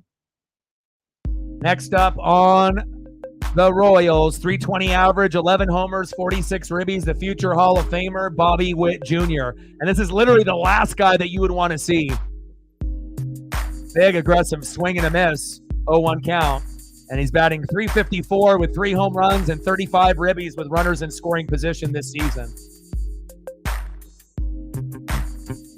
37 to hit the goal. 0-1 pitch. Jammed him. Behind in the count 0-2. Good strategy there by Stanek trying to jam Bobby Witt Jr. Anything that's in the strike zone or high, I mean, he can pull the baseball just as good as anybody.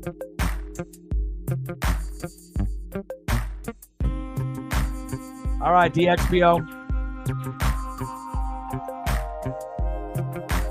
Bottom of the ninth, 9-8 Seattle. 1 out, runner at second, 0-2 pitch. Chopped that one foul. That'll be a nice souvenir for a Bobby Witt Jr. fan. Only thing better would be Andres Munoz playing against Bobby Witt Jr. But Stanek obviously would be probably the next guy that you would want. Considering we don't have Matt Brash or Santos at this moment. Oh, shit. Oh, that was a balk. I was like, what's he doing? Dancing on the mound.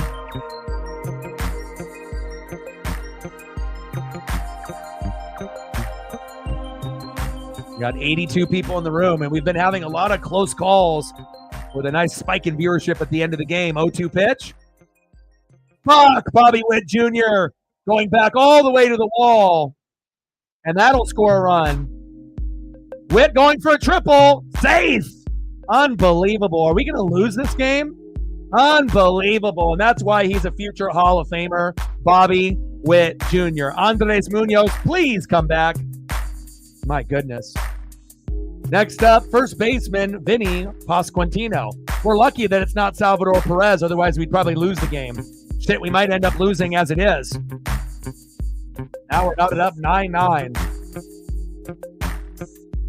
I mean, you got to think, like, these are the things that we wish Julio could do for the Mariners, but he just doesn't, you know? Look at Bobby Witt with the speed and the focus. He said, I'm not going for 2, I'm going for 3. Unbelievable. How many guys in that kind of situation in the bottom of the ninth, down a couple runs, who could hit a triple for an RBI? Not many. Not many at all. Mookie, Freddie, Shohei Ohtani, Aaron Judge. You know, some of these guys, you know, can maybe, you know, have a big clutch hit, but they don't have the speed necessarily to get all the way to third like Bobby Witt Jr. has. Unbelievable.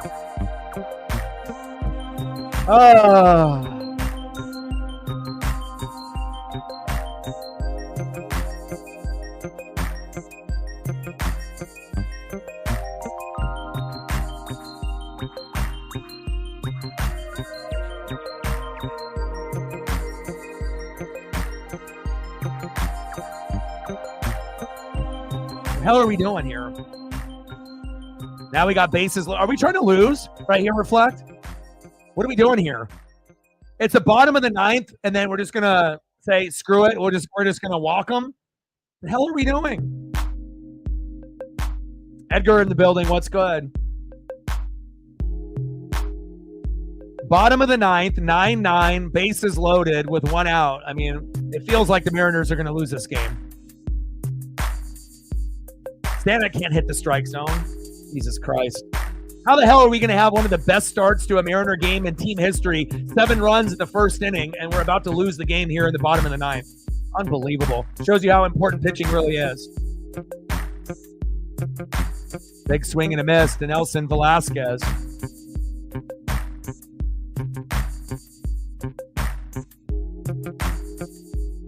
It's like you're not going to go to Pasquantino. Like, I get it walking Salvador Perez, but you're afraid of Vinny? Like, really?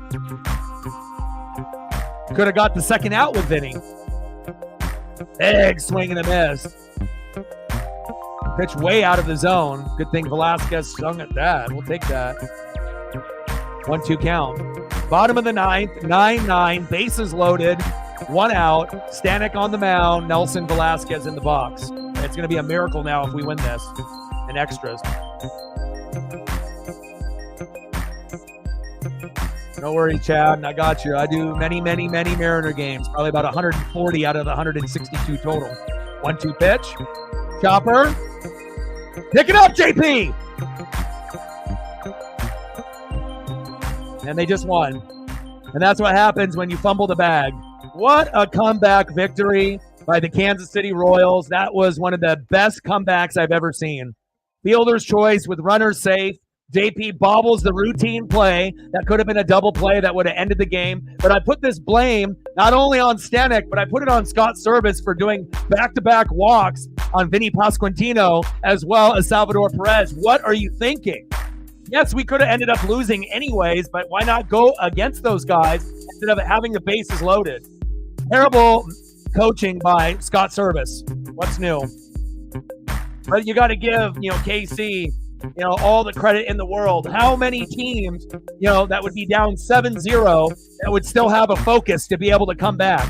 But again, if Bobby Witt Jr. doesn't stretch that all the way out to triple, right, maybe this doesn't happen. Wow, big win. I'm not going to forget this one. This one is definitely going to leave a bad taste in my mouth for a long time. How the hell are you going to have a 7-0 lead in the first inning and then lose 10-9?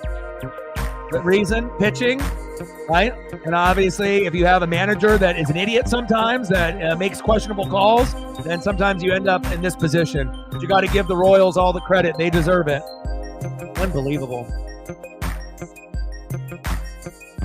GG to the Royals fans. Man, unbelievable. One of the best games in 2024. I just wish the Mariners were on the winning end of it. Unbelievable.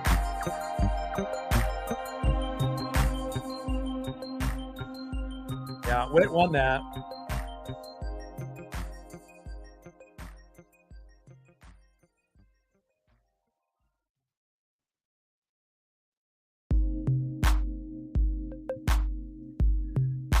Oh, but that's what happens when you end up playing a playoff team, that has almost an identical record to you. The Kansas City Royals probably should be a first place in the Central over the Guardians. 37-26, 22-10 at home, now 23-10 at home. Mariners 36-28. And now, obviously, with this win, that puts the Royals at 38-26. And the Mariners end up dropping from 36 wins to 29 losses. And this one was painful. Well, shout out to all the people watching on Twitter/X as well as YouTube. Like, sub, donate, comment, share. I love you guys and I appreciate you guys very, very much. And I will be live tomorrow for game number 2 for the Royals and the Mariners. I don't got nothing negative to say about Kansas City, but again, Stanek not being able to have the location and the control, Bobby Witt Jr. being Bobby Witt Jr., and also Scott Service intentionally walking Pasquantino and Salvador Perez when he didn't need to do that. He could have probably had a double play opportunity there. So I put a little bit of the blame, on those two players, one player, one manager. But again, Bobby Witt Jr., there is a reason why he is one of the greatest in this generation. That is big facts. And I will be live tomorrow for the Mariners and Royals at 1:10 p.m. Pacific. And we are going to have Luis Castillo on the mound, 5-6 record with a 2.99 ERA against Alec Marsh, who's 4-3 with a 3.76 ERA. So I appreciate everyone that came through to donate, comment, share, and smash that like button. I love you guys, and I appreciate you very, very much. Shout out to all the people watching on Twitter/X as well as YouTube. I got to go take Paisley on a long walk and cool down. And I will be back tomorrow, and hopefully the Mariners get a little bit of revenge tomorrow. But GG to all the Royals fans. Fantastic game. Final score, Kansas City Royals 10, Seattle Mariners 9. MVP for the Kansas City Royals, number 1, for all the things that he did today, robbing home runs, as well as hitting one himself, MJ Melendez, and future Hall of Famer, Bobby Witt Jr. And I got one question for you. Who talk sports like us? Your boy Ryan, Northwest Sports Fanatics. Love you and appreciate you. And I'm out. Gang.